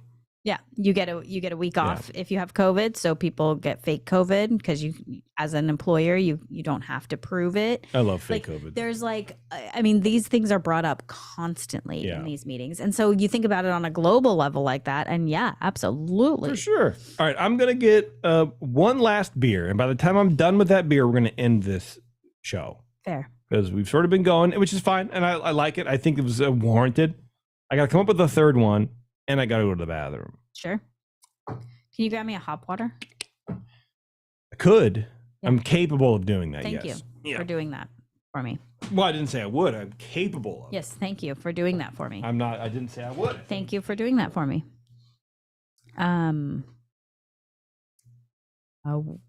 Whirlomar. That Hatbox Ghost, that came from Disneyland directly. Probably 7 years ago now. 8. Hey, are you guys putting up your Christmas trees yet? Man, we started that process today. This is gonna sound extremely bougie, and I don't mean for it to. It's definitely not as bougie as it actually sounds, but we will end up with a total of 3 Christmas trees in our house. It's happened through I always want a live Christmas tree, like a real Christmas tree that smells like pine and all that shit. So we get that, but then like a couple of years ago we got like a fake one, and then because they were on sale at for $30 on Black Friday at Target, and so I was like, hey, why not have 2 trees? Who cares? And then 2020 I ordered we didn't want to go to Home Depot to get a tree because it was COVID and like hyper COVID at that point. And So we didn't want to go out to get a tree. And so I mail ordered a live tree, but then I kept getting like these weird shipping things and they kept saying like, oh, it's not going to show up.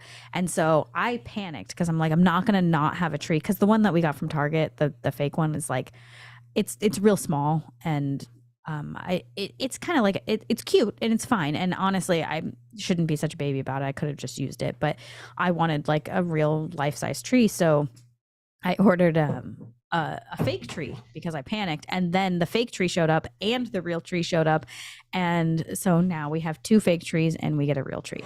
That's And true. That's my story. And as bougie as it sounds, it's not really bougie. It's just like we don't throw anything away. And so anyway, we put up 2 of the fake trees this weekend, but without ornaments. They just have lights on them at this point.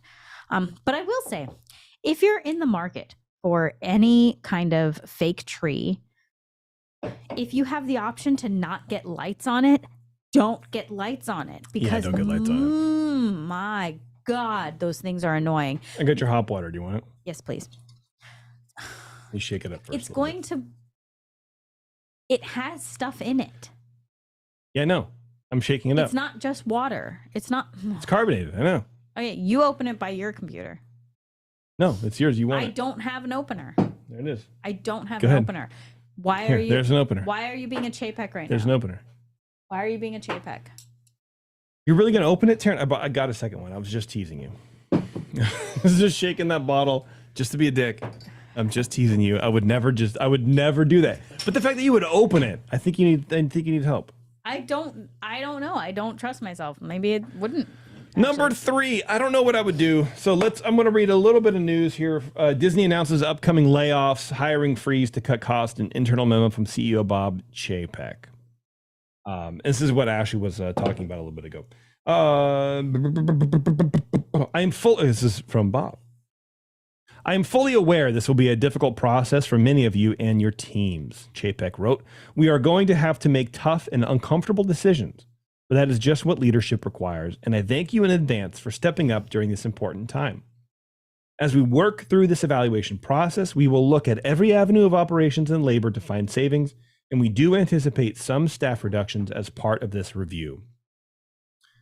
He also said the company would limit how many additional staff it hired, and that it was focused on only acquiring new staff in, quote, the most critical business-driving positions.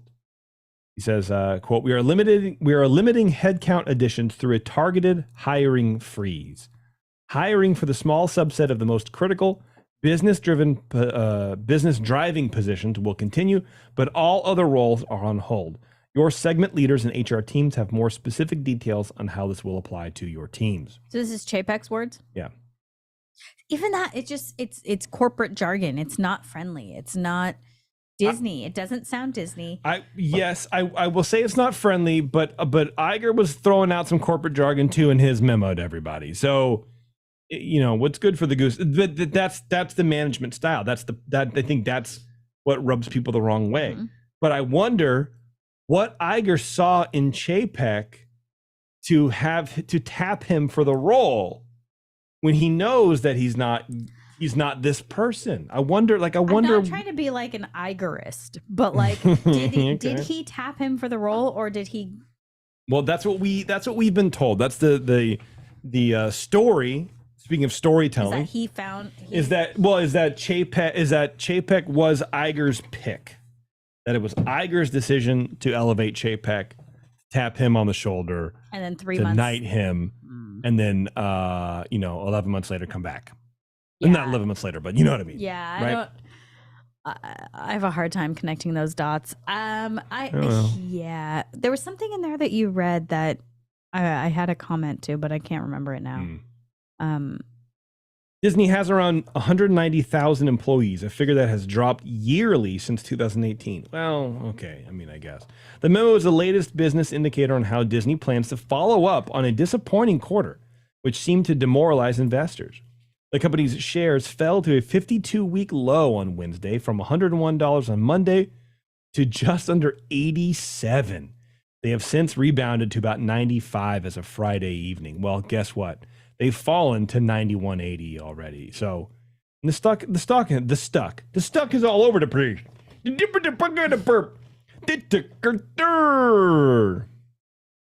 Yeah. 5 days. What was this? Monday was $95. Dropped down to 94 on Monday. Like Tuesday, those 95. little 94. drops and things, those don't really mean anything. It's like the I big know. ones. I know. It's the big ups and downs. Yeah, a little stupid. Here, let me just finish this real fast. Figured out what's going on. Chapek also indicated in the memo that Disney will establish a, quote, cost structure task force to further trim the company's expenses. Yep. It will be led by the CEO, Chief Financial Officer Christine McCarthy, and General Counsel Horatio Gutierrez. Whenever you have your lawyer involved in a cost structure task force, people are going to get cleaved. I feel like that normally that would be an HR role, but this is a lawyer role. They don't want to pull a Twitter. They don't want to pull an Elon and fire a bunch of people and then suddenly get sued in a class action lawsuit. This is why he was fired. When was this? Did this note go out? Last week sometime. Yeah, this is it. This is why. Possibly because he's putting down his gavel and saying this is what's going to fix it, and this is what we're doing, and this is what we're doing, and this is what we're doing, and none of it is positive. He's not even putting a positive spin on it. Like, this is why he was fired, because he is one that is not what a leader of a family positive company does, right? You have to lead with positivity. You have to lead with what you're doing positively, not all this negative stuff. I'm not saying that what he's proposing here is wrong. Yeah, because it's not. Right. It's the way he goes about it, and the fact that he's kind of announcing it in this way. It's kind of like, this is what's happening, and we're doing it, and I'm the guy, and I'm the king, and this is what we're doing. I mean, number one, this is an internal memo. Right. Number two, what else is he supposed to do? I mean, the company's having money problems. They didn't meet their quota. They got to scale back. So what else are you going to do except create some sort of board, quietly, some sort of invest? Yeah, but you don't. I think you have to announce all of this like this. I think you do. I don't know. Maybe the internal, corporation documents require this kind of like transparency. Who knows? I don't know. Right? Maybe. The memo comes just days after McCarthy, who's the CFO, first announced Disney's intention to make both short-term and long-term changes to save money. And this is what I was saying on the History of Turkey Leg show. Chapek doesn't just open his stupid mouth and say stuff. Like, he has numbers to back up his opinions. So I wonder if all of this was coming from Christine McCarthy, CFO. Hey, Bob, we're in trouble. We need to do something. Well, what do you suggest, Christine McCarthy, CFO of Disney Corporation? Well, Bob, I suggest maybe we got to start cutting some salaries. Okay, well, how should we do that? Let's have a task force. Okay, well, that's a good idea. Let's do that. Suddenly I'm fired. But you can't announce that task force. Like, this is the thing. Why not? Why can't you? Because it's ugly. It doesn't, even when you were reading it, I was like, oh, God, if my company sent me that memo, I would be like, I'm out of here. No, you wouldn't. You're right. Yeah. But I would want to be. Sure. And this is the thing. CEOs are supposed to do that. Here, okay, I'm going to get on my soapbox for a second. CEOs. I thought you've been on your soapbox. Well, I'm getting higher. I put another box up. Damn, dude. CEOs are supposed to be the ones that go, this is what's going to happen. This is what we have to do. You are doing things wrong. This is what has to change. We need a task force. We need this, blah, blah, blah, blah, blah. That's a CEO's job. Not CEO. That is a CFO's job. Yeah, right. They are the assholes. They are accountants. They have... I can say this because the CFO at my company is like my best friend. They are assholes. They don't care about people, and they only care about money of the company that they work for, and that's okay. And they are not the head of a company, and that is why. Bob Chapek, being the head of the company, is supposed to listen to the CFO and go, I hear you. I agree with you. Okay. Now he is supposed to take that and creatively put that into terms that work for his people, because he is the leader of the company, and that is where he fails. That is what he doesn't do well. Okay. And that is what Iger does better, and that's why he's gone. Okay. Disney has faced considerable losses, and as unshakable inflation continues to squeeze the pocketbooks of consumers. Keep in mind, this is Fox Business, so of course they're going to, use these harsh terms. And while the Disney Plus streaming service continues to gain subscriptions, the operating losses continue to pile. Disney reported losses of about $1.5 billion in its fiscal fourth quarter. But as Jeremy reminded me, they projected not to be profitable until 2025. Oops. Disney Plus. Oh. They knew they were losing this money. So I don't know, man. Whatever. I think that's it. That's like all the news that's really out about it. Let's flip the chat here.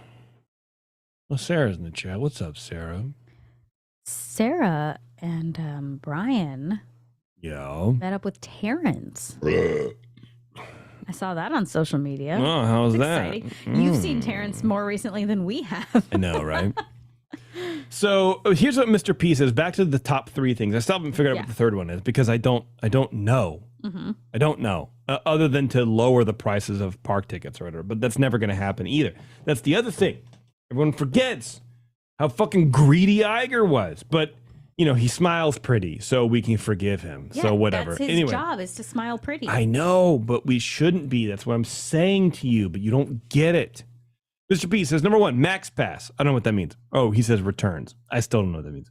Number two, cast members get a raise. That would be great.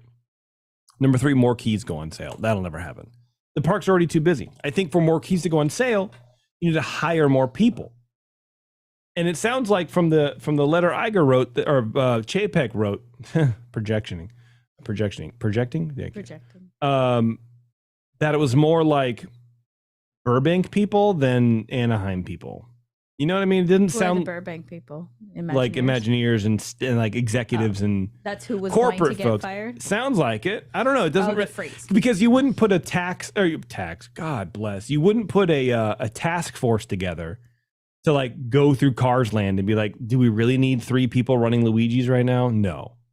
Let's get rid of 1 person. Do we really need 4 people running fucking Little Mermaid? Also, no. that task force is like the IA in police forces, where it's like the internal, like no one is gonna like that task force. No, well, the task force is, if you heard, it was Chapek, the CFO, and the lawyer. Oh.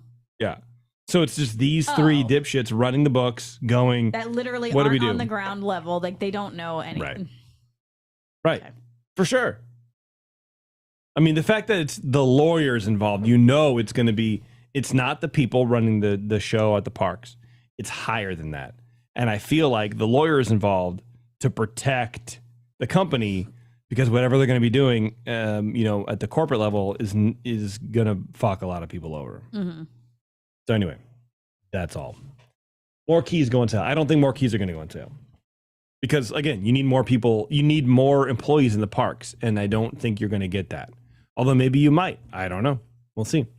But I do think, I will say, I agree with you. I think, gosh, the annual passes, the keys are the key to the whole thing.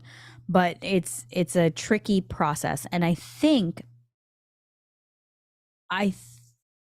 they need to find that balance again. And they haven't had it for a long time. But they need to find a balance between the magic key holders are the people who are giving you good press for free. They're the people who are telling you, you got to go to the park. Oh my God, there's a new churro. Oh my God, blah, blah, blah, blah. These are the people, they're giving you free marketing daily, constantly. So you do need to placate them on some level. And all of them. I mean, think about Bev. Bev is a key holder, and she doesn't want to be one anymore because she has not had good experiences the last 2 times she went. But she has also said that for the last 5 years. Agreed. Yeah. That is true. Never take anything what Bev says at face value, ever, unless it's about food. That's true. Or napping, or God. But I do think that they need to figure out how to allow tourists, meaning people who are not key holders to enjoy themselves, but also to allow key fucking people, Just call them pass holders, dog. pass It's easier. holders, to enjoy themselves. And to me, that is getting rid of the reservation system. Just let people do what they were doing because it was working and it was fine. Everything was fine without reservations. Well, I think Actually, now that I'm thinking about it, everything was fine without reservations. It was crowded sometimes. It was not crowded sometimes, but it was fine. Yes. Everything was fine. It wasn't great. It wasn't was fine. But was it fine? It was fine. It wasn't great. It was fine. Here's the thing. People were complaining constantly about how busy it was, how unpredictable it was. It was a constant drone of Disney park goers going, oh, it's so busy, blah, blah, blah, blah, blah. Here's the time. And then you spent so much time trying to game the system and go, okay. Like there was a whole industry on like what times to go to the parks. And then from 12:45 to 1, go back to your hotel room and take a nap. And then come back at 3:45 to 4, and then you can do the. And so it was arguably more confusing than Genie Plus because you're like, well, suddenly it's so busy, and then in the afternoon it's like, well, it's too busy. Now we don't have any fun. Now we're just going to leave and we're going to go back.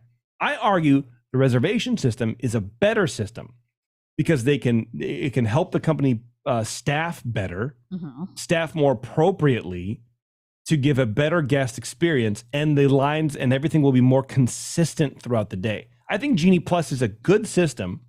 I think it needs some tweaks. Of course it does, because it's brand new. But I think overall it's a benefit because it allows everything to just maintain and be even. You don't have those sharp spikes, which will fuck anybody's day right to fuck up. I agree with you. I agree with you that the registration system is ideal for the company. But I do not think it solves any problem for the visitor, for the guest.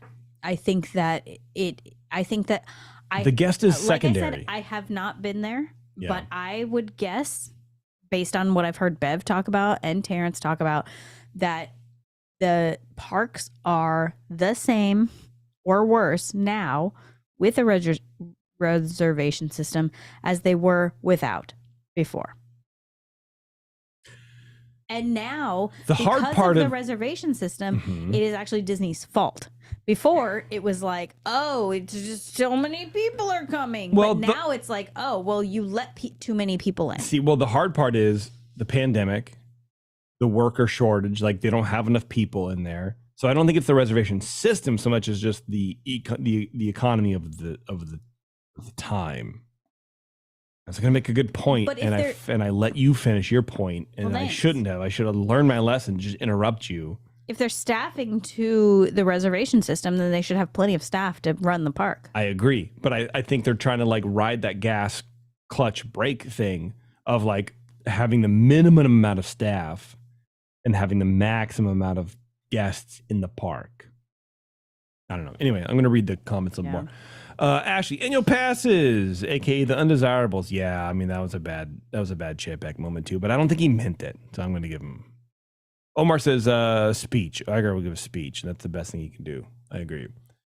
Ashley, you have to use the at WDW, otherwise everything is an hour. The ratio is like 40 lightning lane to 10 standby. Oh, you're talking Genie Plus. Yeah, that's bad. Oh, at Galaxy's Edge. Yeah. 40. So and that's what they want. They want you to buy the lightning lane. I mean, because it makes them money. Well, I look, I agree, but everything is to make money, and that's sort of what I mean about the stock price. But well, Chapek, it rolled out under Chapek. You cannot tell me that system was implemented in the last year, or created, designed, and implemented in the last year. There's no way. There's no way this was happening before.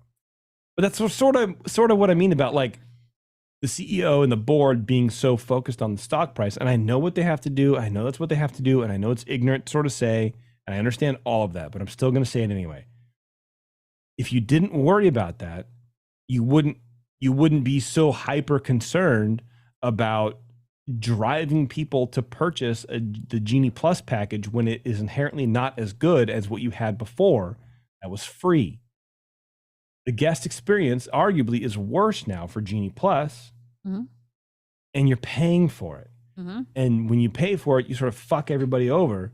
And if you don't want to get fucked over, you got to pay for it. So you're forcing other people to pay for it, not forcing, but you're sort of prying that crowbar in there and convincing other people very harshly to now pay for this thing that they don't want to do in the first. It was used to be free. Mm-hmm. But it's because the stock price. And I mean, that's when was it rolled out? Last year, whatever. That's when the stock was almost $200. Everything was going great. I don't know, man. Yeah, I mean, I definitely see what you're saying, and I do think and really this will be the point that I die on, I guess, is that like, well, don't say it then. I don't want you to die. It doesn't have anything to do with what Chapek did versus what Iger did. I know. It's just all about the figurehead, and it's just all but that's about not as fun, Taryn. what looks better for Disney. And Mr. P says you have a cool shirt on. Iger likes it, or people like Iger, and they don't like Chapek. Dan says the parks are at least as crowded as before, which is extra frustrating because we're being told that they are making efforts to avoid crowding. It's the lie that sucks. Yeah, I mean, I get that, and that's sort of, I guess, my point. Like, I guess with Chapek, you know what you were getting. With Iger, it just, even just that reading that letter that he wrote to cast members, it's like you don't really give a shit about cast members. That's why they still don't even make $15 an hour. I could see that. And that sucks Chapek's to me. A little bit. But people don't want to be told the truth. I know. If I'm being honest. Whirl Omar, if nothing will change, then what's the whole purpose to get Iger back? I agree. That's what I don't understand either. I don't think they need Iger back. I think that the board just needs to if they had a problem, they could have told Chapek, look, dude, this is what we want you to do. Let's figure it out another way. What if he's just a huge hothead and he was like, no. He might be. No. I mean, well, see, this is I think what I was saying earlier, and maybe my earlier point is sort of like contradicting what I'm just telling Omar right now, which I apologize if that's not your real name, but I don't want to say Whirl Omar because I don't think I can say that too many times fast right now. Is that like, I feel like the board was like, look, Bob, you got to do this. Things are going wrong. And Chip is like, nope, trust me. I know what's going on. I got it. And then a couple months later, like, this shit sucks, dog. Like, what's going on? It didn't work. Yeah. It's not working, bro. Yeah, this whole thing is now a 404 page error. Like, can't find it. Yeah. What's up? He's like, no. Give me time. I know what's going on. Give me time. And the board's like, no. We can't do it. We got to get someone else back. And then we got to get someone else in here. So they probably had a meeting without Chapek, which is fucked up. And some dipshit's probably like, I wonder if Iger would come back. Oh my God. It is such a slap in the face to have Iger come back. I know. And that's it really is. And I don't understand it. I don't like, what did Iger do that warrants this level he of was warm like and fuzzy. That's it. I mean, that's I all guess. it took. He's warm and fuzzy. I guess. Because before him was Eisner. So it went Eisner, who everyone Eisner was warm and fuzzy, but Eisner had a personality. He did, but he made so many mistakes that people now know. People now see those mistakes and go, oh my God, he was horrible. But Iger had this big 15-year career with Disney in the spotlight, being the president. Everybody knows his name.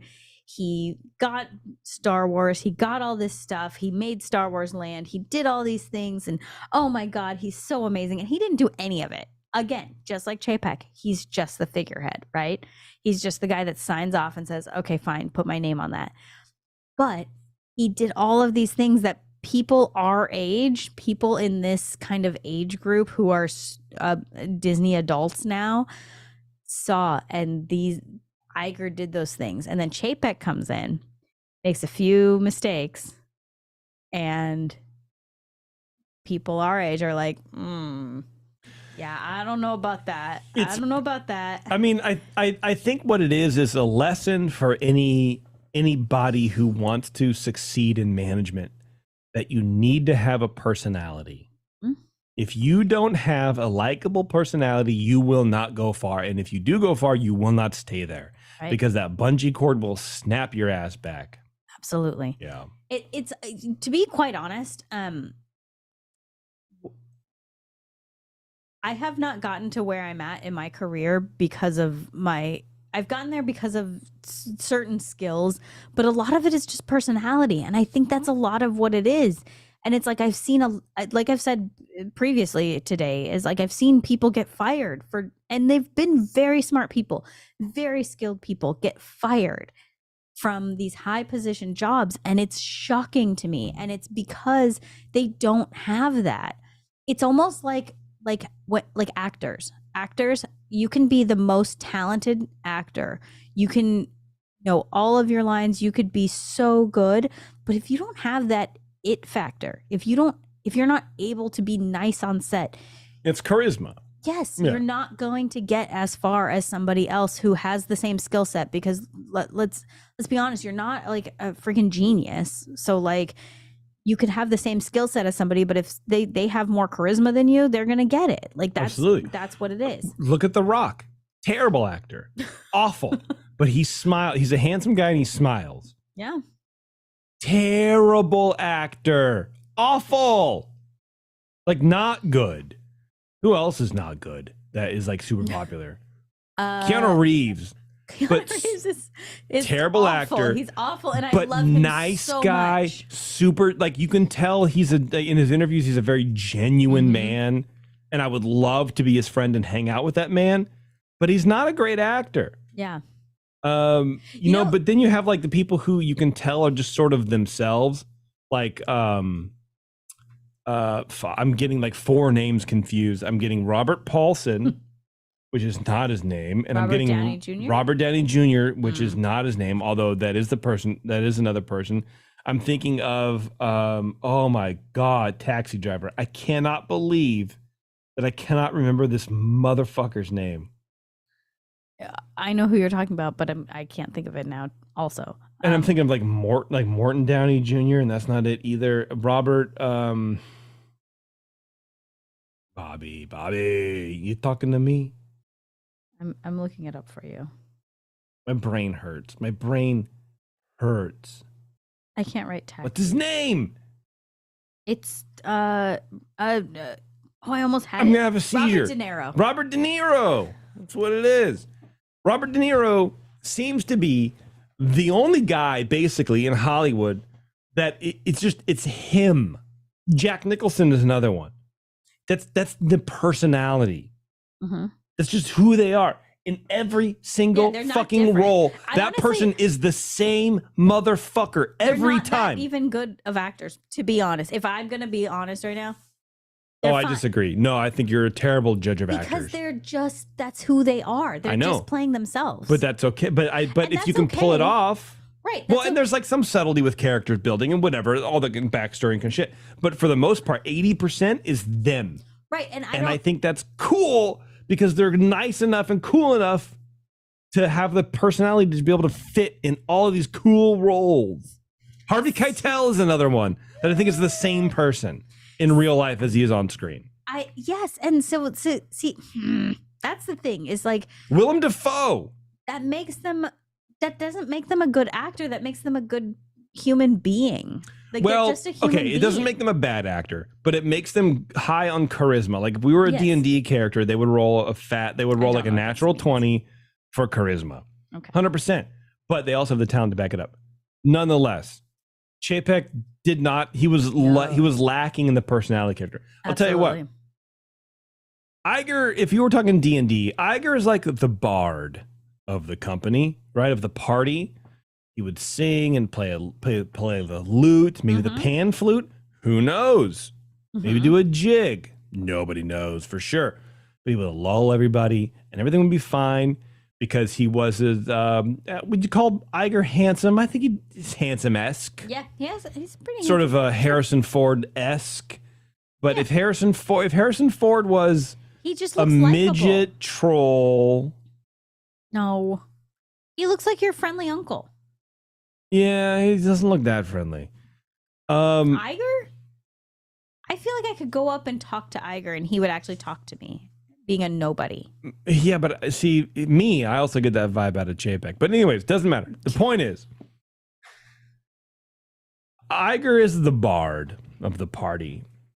Chapek is the tank. He's the knight. He's the paladin.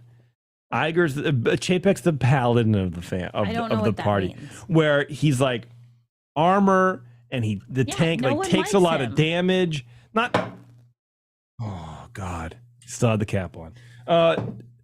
Paladins don't really have high charisma because you're not really trying to like charm anybody, but you have a lot of strength and endurance, and because you need to like take those blows. You know what I mean? Actionable. He's an action guy. Iger's not an action guy. Agreed. Iger will just rather buy shit. Yeah. I'll just buy Star Wars and then print out the contract and then wipe with it and then submit it to Kevin Feige and says, here, make this into a movie. And then he did it. And this is why I side with Iger, There's something like because that is how you get ahead in life. Yeah, but that's also you make shitty Star Wars movies. We're moving on. Sarah says, well, she has 3 porch trees left, 4 trees up in the, oh, you guys are talking about Christmas trees, huh? Yeah, I was talking about Christmas trees. She says, hello from the tree whore. Love it. Dude. The trees are great. Trees are great. And you know what? Black Friday sales, you can get them so cheap. Yeah. Crazy.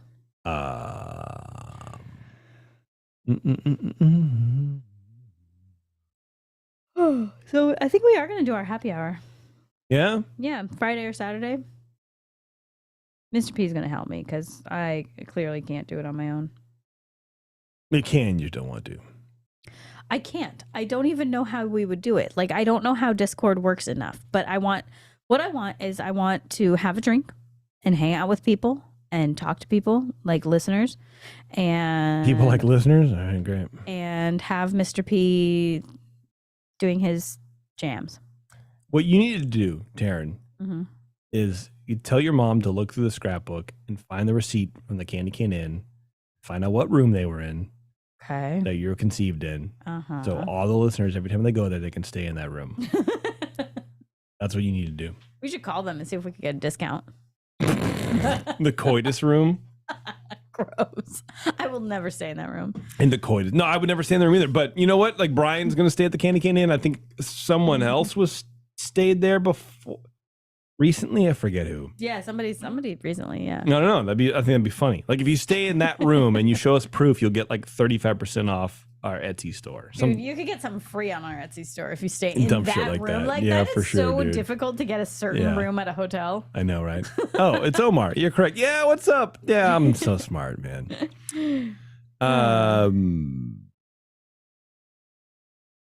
Yeah, they're talking about the Candy Cane Inn now. Where are you? I'm like on a different thing than any you bets on where Chapek goes next? Universal? And then Brian says, I actually think Universal wouldn't take him right now. You know what? No. I bet Chapek's going to lay low for 6 months. He might get some cushy, couple board positions to make some money. That's where I want to be. That's the level of wealth I want to have, is where I can just be on a board, just be an advisor, because I do have good advice. I really take it, and I don't have enough business acumen to like do it on my own, but I have a lot of opinions. I feel like it's good advice. I would be great on a board. Just, just you do 50 like grand a year or something like that. I know. That's what I would do. Opinions. Absolutely. Like looking at like, this is what I think you need to really be doing. Like this is where we need to put the talent. This is where we need to put the investment. Because you also don't really care at the end of the day if somebody takes your idea or not.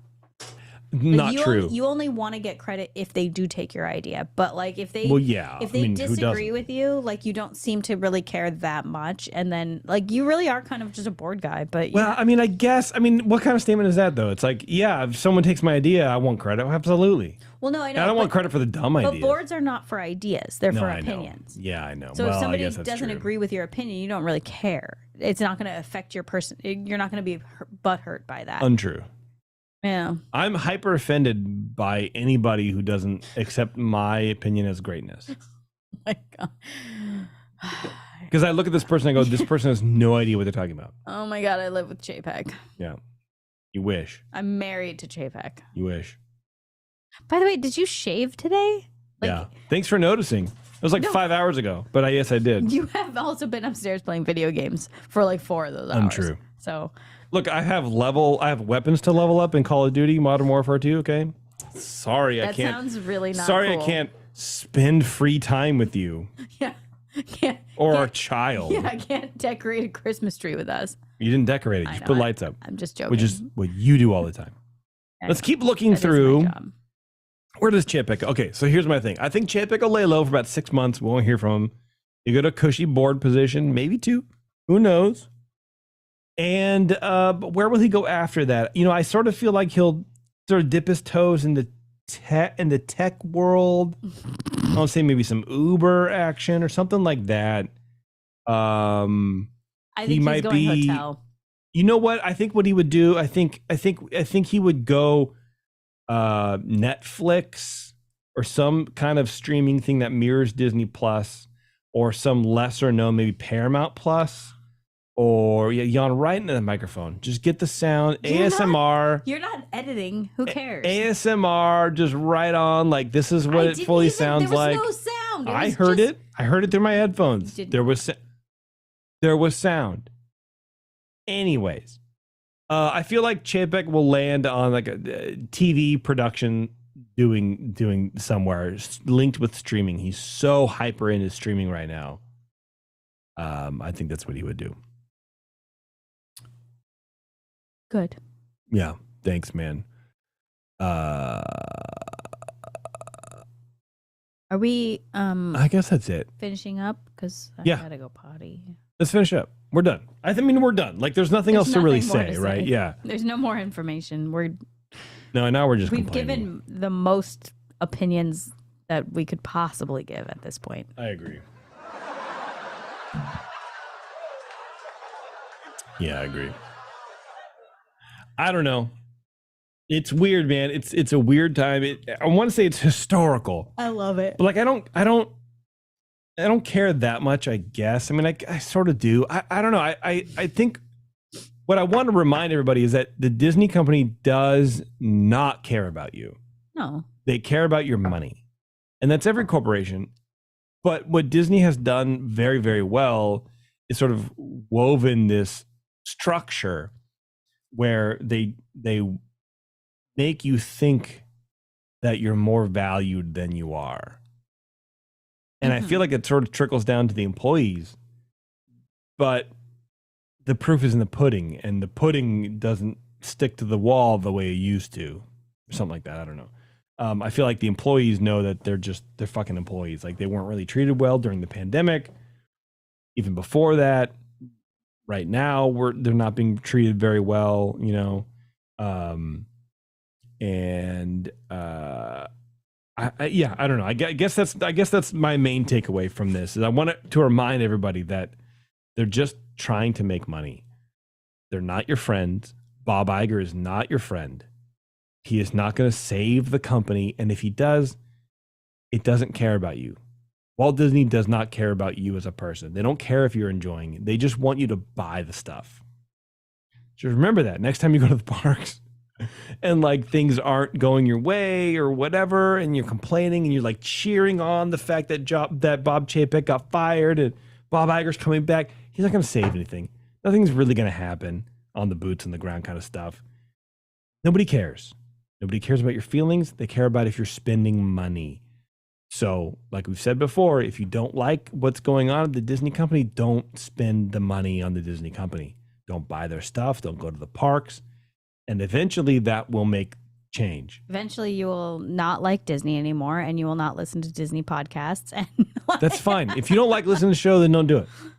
But if you would do me a favor, if you don't like listening to it, just hit play on Spotify or whatever. Turn the volume down and just leave the room. And that way we still get a play, we get an ad click, and everything's fine. Or just buy a shirt. That's all. I don't know. But you know what I mean? It's just we got to remember sometimes that corporations don't care about us as people, as inherent value. Like they're selling an experience to us. And that's all it is. And they will charge us as much as they possibly can for that experience. Clearly. So if they raise the price on that, they're not harming us personally, which is what it feels like. They're doing what's best for them as a business. And that's always what they're going to do. The problem that Chapek had is that there was no charisma to buffer that. Iger did the same shit, but he had charisma to buffer it and to take the sting off of it. Chapek didn't. And I think that was his ultimate demand. I know.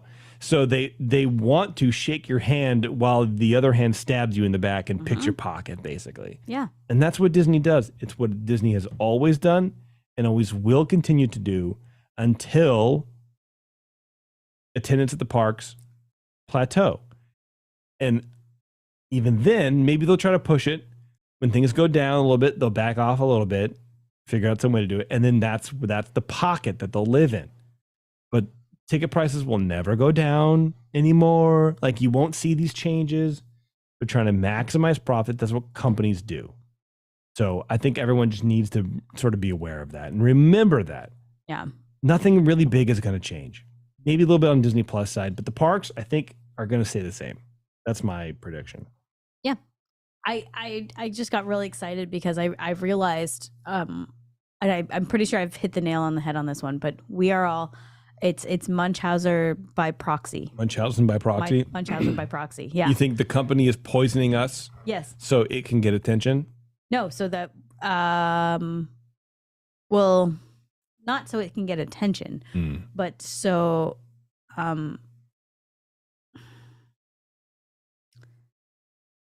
interesting. Yeah. Well, it's like Beauty and the Beast. It's like we're the prisoners, but we also love Stockholm syndrome. Stockholm syndrome. Of, yeah. Yeah, I guess it's more that. Oh yeah. Well, but you know what you would call that in corporate speak? Brand loyalty. Mm-hmm. Yeah. And that's what those are the people who go, Ford is better than fucking that's what we GM. do. Or that's what, Macs are better than PC. It's all the same. It's Stockholm syndrome. It's whatever you want the fucking thing to be. That's what the fucking thing is. Look around. I mean, yeah, that's what this is. Like, Disney is Disney in my world. Disney is better than Universal. Do I love Harry Potter? Yes. Is Harry Potter World amazing? Yes. Do I love Simpson World? It's fine. Whatever. It's the Simpson area. I liked it. I loved it. I think it was great. Are the other things cool? I would rather be in Simpsons Land than Paradise Pier, than Tomorrowland. Doesn't exist anymore. Well, whatever it is. Than Tomorrowland, than Fantasyland. See, and I wouldn't. Dude, I'm more loyal to the brand Well, there than you you go. are. Well, but see, and I know what you're saying. I know the point you're getting at, but I don't consider those things necessarily like within the brand umbrella. Those are just you're sort of getting like the micro experience there. Where you take things apart and you look at it individually and you say like, well, this equates to this. I don't look at it as the company as a whole. I don't think that Simpsons Land is representative of whatever Universal does. No, I don't think so either. Yeah, but my point is that the brand, we're talking about brand loyalty. We're talking about Stockholm syndrome. My brand loyalty, my money is going to Disney, not to Universal. Except that couple times we went. 98% of the time. For sure. Yeah. And I mean, it's an interesting point. I see what you're saying, but I feel like it's a little simplistic for this because Stockholm syndrome is more like you're abducted and then you come to like or love the person, your abductor. Right. It's not exactly the thing, but right. But it's more of like an abusive relationship. Yeah, absolutely. Where of course it is. Yeah. Where it's, we are used to going, I mean, when we were getting passes, when we were first getting annual passes, are they $40 a month? I have no idea. I think they're 80 now. I think the annual passes, like keys and shit, have doubled in 10 years. It's the same kind of thing where it's like, keeping up with inflation, they would not be this expensive. Tickets would not be this expensive. Yeah. So, what? Camera shut off. It? Yeah. Whatever. Oh, weird. I have to pee anyway. Oh, you're lucky, everybody. Just give me. Cute.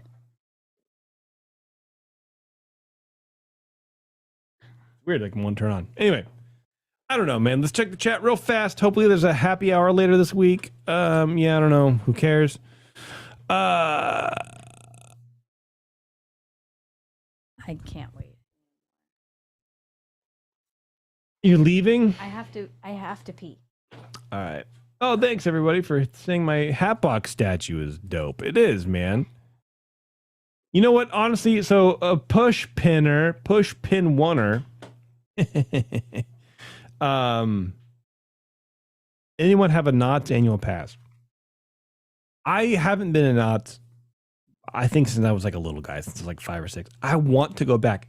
And I want to go to Knott's Berry Farm more than I want to go to Disneyland. So I don't know what that says about me or the company, or both, or neither. I don't know. But I think if we lived closer, I would probably have a Knott's pass because I'm sure it's dirt cheap. I mean, it can't be. How much is a fucking Knott's annual pass? Let me leave meeting for that. There we go. How much is a Knott's annual pass? Knott's annual pass. Let's see. It can't be expensive, man. There's no way. Season long access. Well, what's the fucking season, dog? $10 a month for 10 months after initial payment of $35 due today. Taryn, 135. Well, why don't you go ahead and fall over nothing? Not nothing. Okay, it's not okay. See, Push, you gotta tell me. I don't know if this is our Push, but I don't think it is. What's a season? Why are they saying 10 months? I don't understand that. But for $23 a month, Taryn, for 10 months after initial payment of $35, or $265 total. So $265, you get annual pass to Knott's Berry Farm, unlimited visits, and renewing pass holders get one free Bring a Friend ticket. Cool. But I don't want to go to Knott's more than once. But why is it? I don't understand. Because what they're saying, compare all benefits. But you don't know. Oh, there we go. Okay. I'm not going to drive down the 5 to go to Knott's Berry Farm. Well, here's the thing. So the differences between the regular, the gold, and the platinum, everything's the same except the platinum gets you unlimited visits at Knott's Soak City, which I don't care about. Unlimited visits to all Cedar Fairs Park, don't care. Free general parking.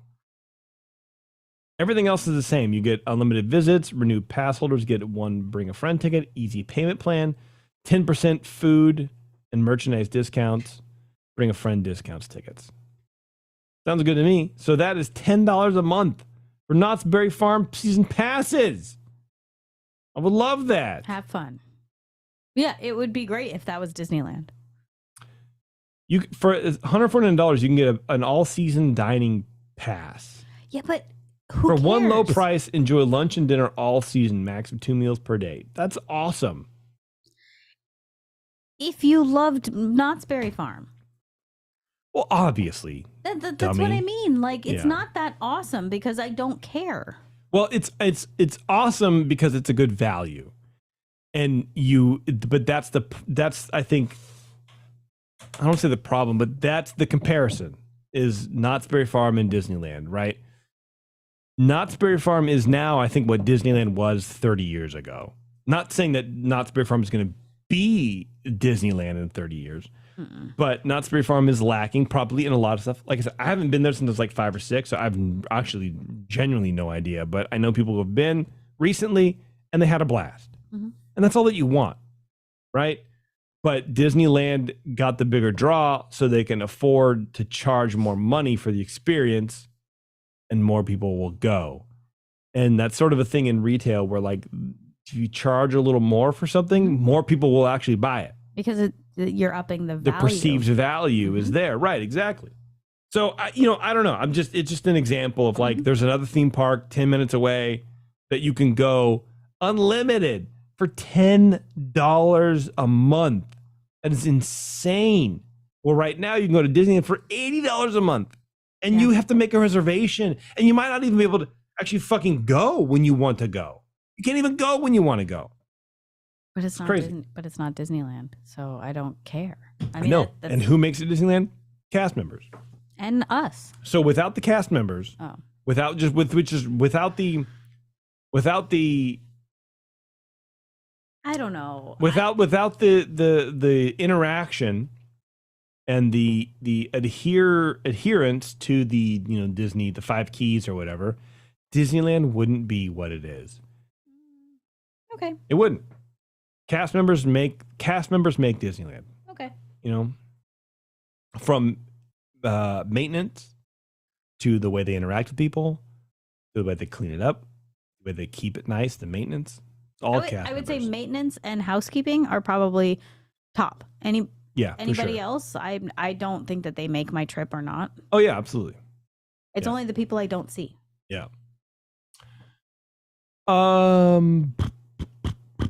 don't know. Whatever. I think we're done. We've worn this topic out to death. Oh yeah. I think we're done. So thanks for joining, everybody. It was sort of last minute. Very last minute. Yeah, but I had a good time. It's fun doing stuff like this. It's kind of like it sort of feels like a walkabout, but I have less work to do. All I get to do is just share my stupid opinions. Well, there you Which go. it's all I've ever wanted. Just share my dumb opinions and be like, yeah, I'm a smart guy. Here's the thing. I gotta look at this. My Figment. This is my original Figment from Disney World in the 80s. Everybody, look at this. Wings. Look at the cute little guy. Wings in the back. Tag. Still here. Booty hole. Non-existent.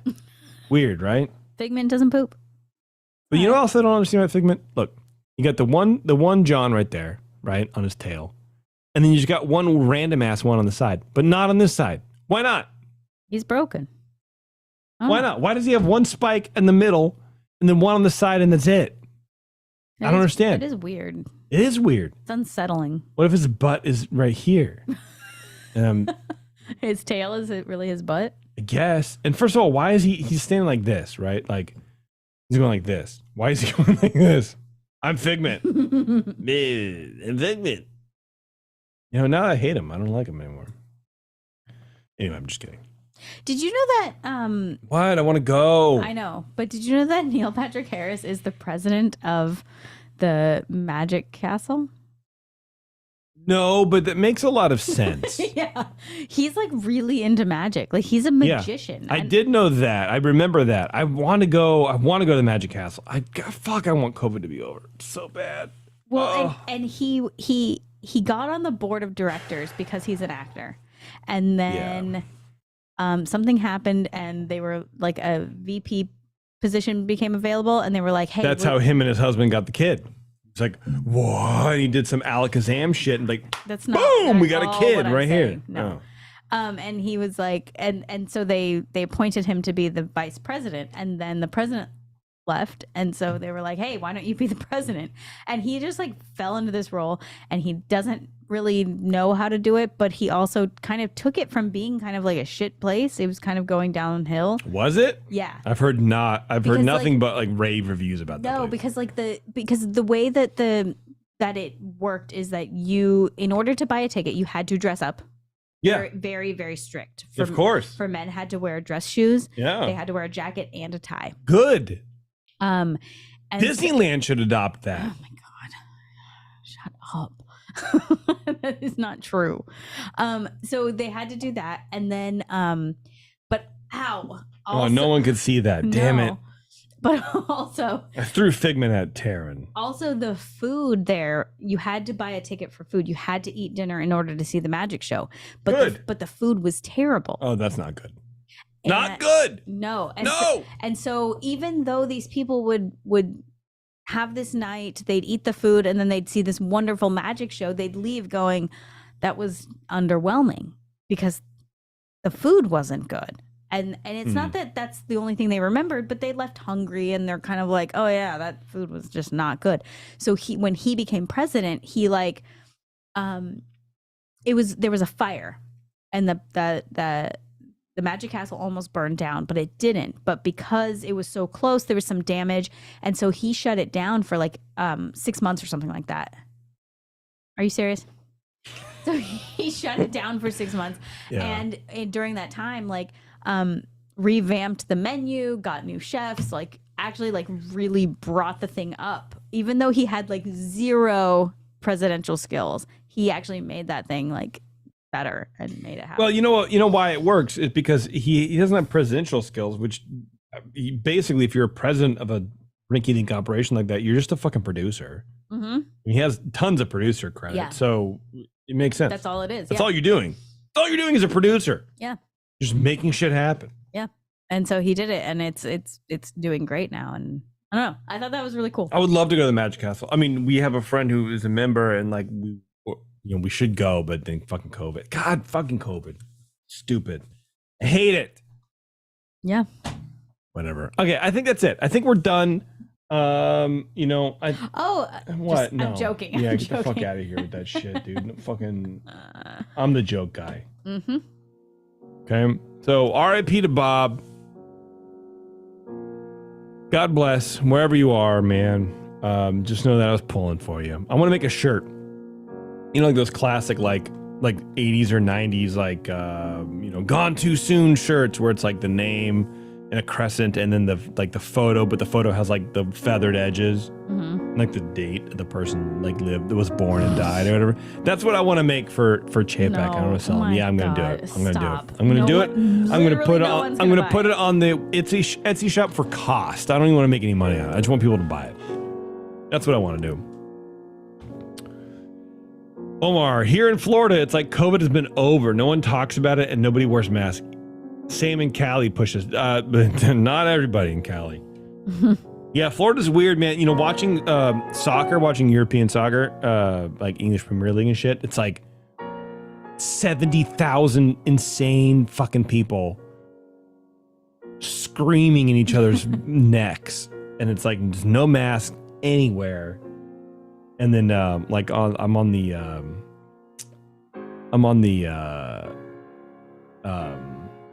casual UK subreddit, just like general, because I love English things. I love England. Never been there. Want to go. Whatever. And people will post everything like, I've had this cold I can't shake for like a week. Should I go to work or like whatever? It's like maybe it's fucking COVID. I don't know. It's people just talk like, oh, I'm just getting sick all the time. Yeah, I wonder why. I wonder why. But I don't know, man. Whatever. Amber says, not in the part of California. Masks are still required indoors at the school district. Damn, Amber, I gotta move to wherever you are. Alice's school doesn't require a mask. She wears a mask to school, and there's like one or two other kids. The teachers wear a mask, but sort of like not really. Yeah, sort of not really. Sort of like performance like, where they'll just, the nose will be there, it'll be under the chin. Like I'll bring Alice into school and you can see in the window in the door and you stand in there and wait for the teacher to see you. Just fucking whatever. And like this hoe got the fucking mask under her chin and shit. And then she pulls it up to come and get her. And it's like, well, I saw you without it. Well, you're not fooling anybody. Either wear it or don't wear it. Don't be performative. Either do the thing or don't do the thing. I don't care either way because my child is masked and I would prefer you to wear the mask. However, I don't know. It just seems whatever. Who cares? All right, we're going before things get too weird. All right, bye everybody. Thank you very much for joining us on a Sunday. I really appreciate it and for sticking around. And I think I'll probably leave this video up. I don't know. It was fun. Yeah. Good time.